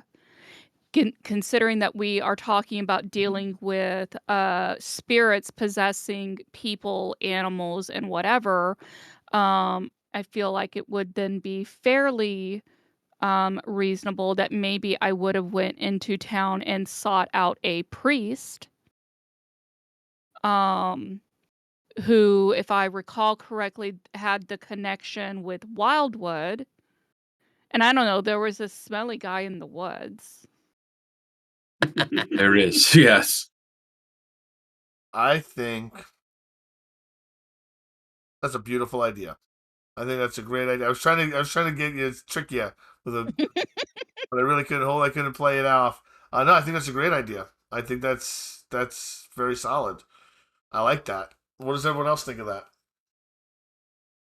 I think that Sounds sounds good. good. I think maybe I helped find that smelly guy in the woods because he used to work for the Thane, and it was a situation of like, what a great opportunity for me to, maybe help this guy find his eternal reward. And then realizing, oh, he's one of us. Okay, I better drag this this guy back. Maybe we he can faced- find him some Axe body spray. Yeah. Excellent. All right. So what I want to do within the next 2 weeks is just kind of keep up this talk in the Discord. If you want, I don't expect. There's nothing I have no expectation for usage of the Discord. Realistically, the vampire one gets a lot of usage. Werewolf doesn't necessarily need to be, but if you guys want to keep up the discussion on your path, like just come up with like a little bit of history. Are we gonna have an in-character chat channel or? Would you like one? I was going to ask that question. They're always Yes, fun. please. It's fun. No pressure for anybody to put stuff in it, but I always like adding when I think to sit down and do it. Okay, so let me add one right now. Ritz. I'm being Oh, harassed. Dinah. Trigger warning, cat butt. Dinah. I'll figure out how I'm to really trying to shield you guys from getting blasted with a cat's Cat butthole, but Look yeah. straight down your soul. I saw cats. My cat does it to everybody all the time. Release the butthole cut. Release the butthole cut. All right. Otherwise, anything else that we need to cover? We have an in-character chat. If you use it, you use it. If we don't, we don't. And it can be reflective of any form of communication you want, just as long as we have fun. We had a lot of synergy, so I'll definitely keep thinking about that. We do have Any answers I couldn't think of. Everybody covered my butt and gave amazing answers. So I feel like we have a super good setup. extra points if they chat in Old English or Latin. That would That's be not cool. happening. I'm gonna do that for 1 or 2 lines and it'll all go away. Extra points if your character is illiterate and so it's just gibberish. To be fair, Led, I am not Anglo-Saxon. I'm Viking, so All right. So I'm And you gotta speak I'm that. definitely not speaking Latin. I'm going to close this off with 2 questions for everyone. Just to let you guys know, we have a ritual when we close every game. I ask what you liked, what you didn't like, what your favorite scene was, what your favorite role play is. And I like to do that. We can't do that on the session 0, but I can ask you, what are your hopes for going forward in Werewolf? What do you want to do? What are you looking to explore? And we're going to do that as soon as we come back from break. So we're going to waste time for 3 minutes because ads just as bad as the roll. Stupid ads. Stupid Oh, ads. but look at all these cats. Look at all these, All the kitties. all the kitties. So, and that one is on his back. Is being so kind and gentle. Where's For Cheers? now. I think Dude, she's that cat abandoned me goes and from gone lovey to bed. murder so fast. Like, He does. What one? Oh yeah. Frasier goes from like, I'm It's the loveliest. actually very hilarious. This cat is so different when Wildwood is holding it versus when Nerd at Art does it. Oh. Like this is always so sweet and calm, and I've seen Nerd at Art pick that cat up, and it's just like. He only snuggles me at, yeah, exactly. Oh, look at that. Look at those. All right. So we should. Just going crazy. If I can request, Oh, see now What's she's going. happening? I was going to say one thing. I guess this would be a request of Nerded Art, but if Ellie's and mine could be switched, that would be perfect. Because when I look at her and she looks at me, it's opposite. I can do that. That's me. I can switch you guys out. No That would problem. be amazing. That would actually help my brain because it's like I'm used to It that. or looks like something. I'm I don't know talking what to it was, Guy but in robe instead it of was so talking weird, to yeah. him. I didn't even Him. realize what it Yeah. was, but And that's an easy swap. That's an easy swap. And I'll fix the spelling in Ertok's name. All right. So I think we're back from ads. We should be back from ads.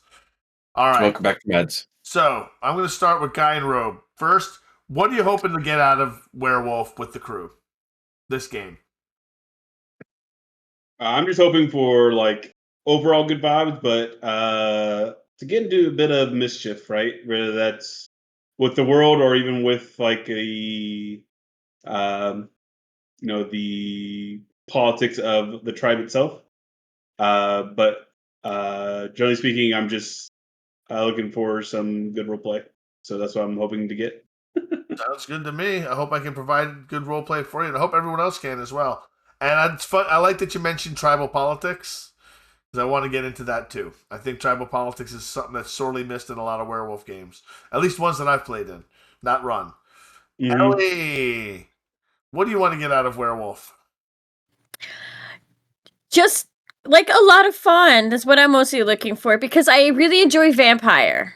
And so I want to try out more World of Darkness. So I'm kind of looking to see what else it's like out there and what else is going on in Wessex in 812 AD, but on a completely different part of it. Like what could be going on? Like, yeah. Okay, dig it, dig it. Keyword, your turn. Good times with fun folks. I think this is going to be amazing. I do want the tribal politics stuff with a good dash of the old ultraviolence. Really, that's why I came to Werewolf. That's what I'm looking for. A bloody good time. Ultraviolence. I love the ultraviolence a little Not bit. murder hobos. Monsters with hearts. Monsters with hearts. Okay. All right. That brings us to Rydia. Rydia, what do you want to get out of Werewolf?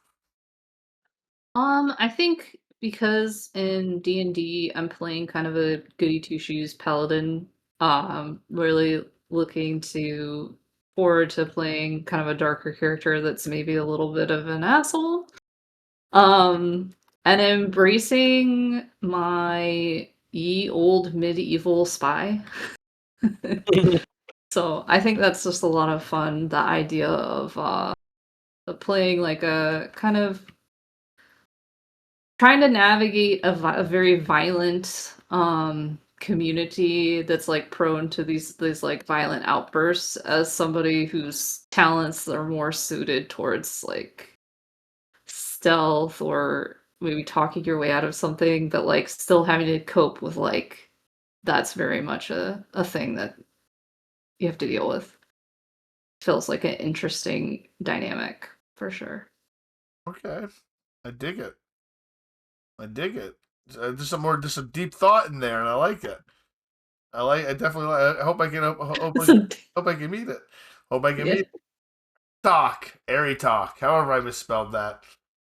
Meanwhile, would you up? Tell me, what do you really want to get out of?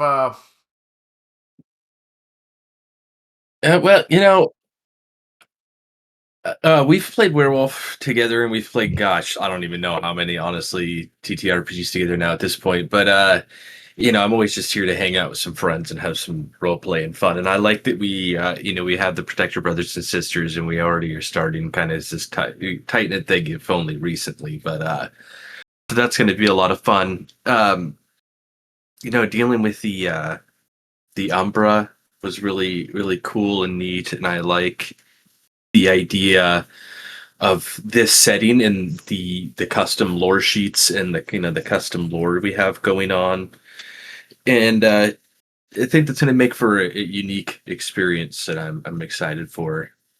Trying to think of something other than the usual answers to this question when we do a session 0. But yeah, this time it feels like this custom lore you have because we're starting the Dark Ages, doing Dark Ages Werewolf is going to be really neat.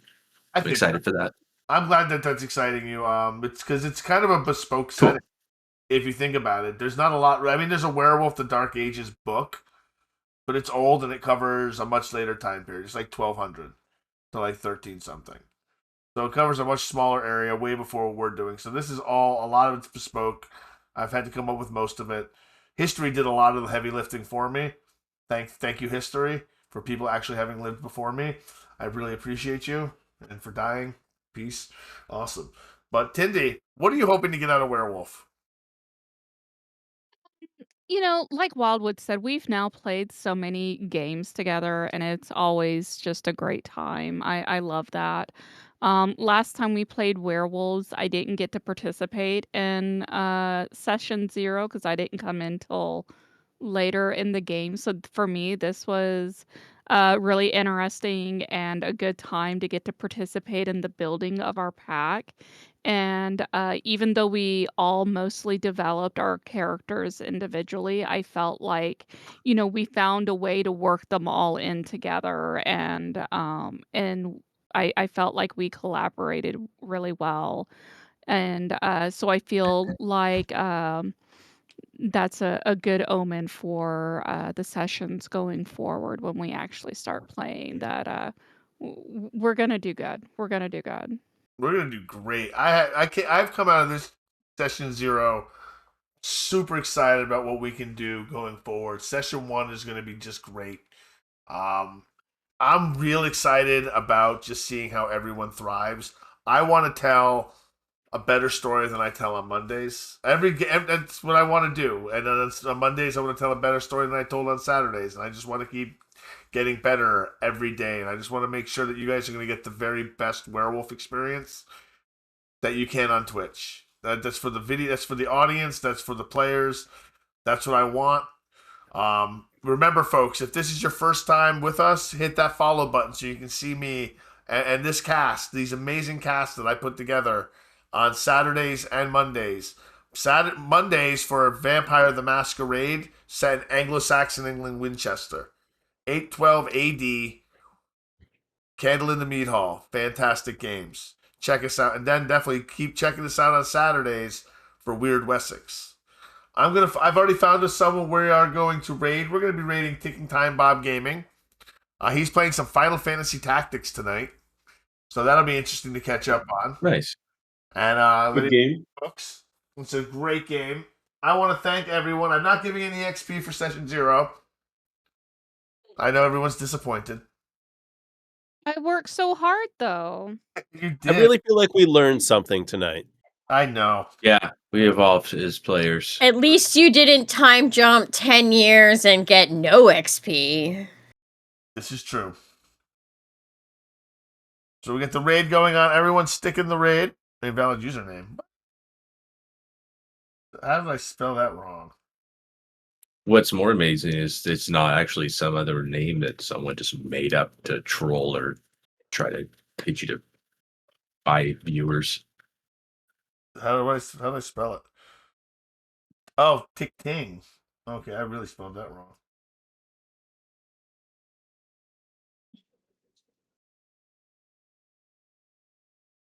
We're going to be That's right. blaming Suni for the next 20 years. All right, everyone. Try Thank to you raid. so much, and I will see you all. Nice. There we go. I will see you all shortly. My next stream will probably won't be. It could be tomorrow.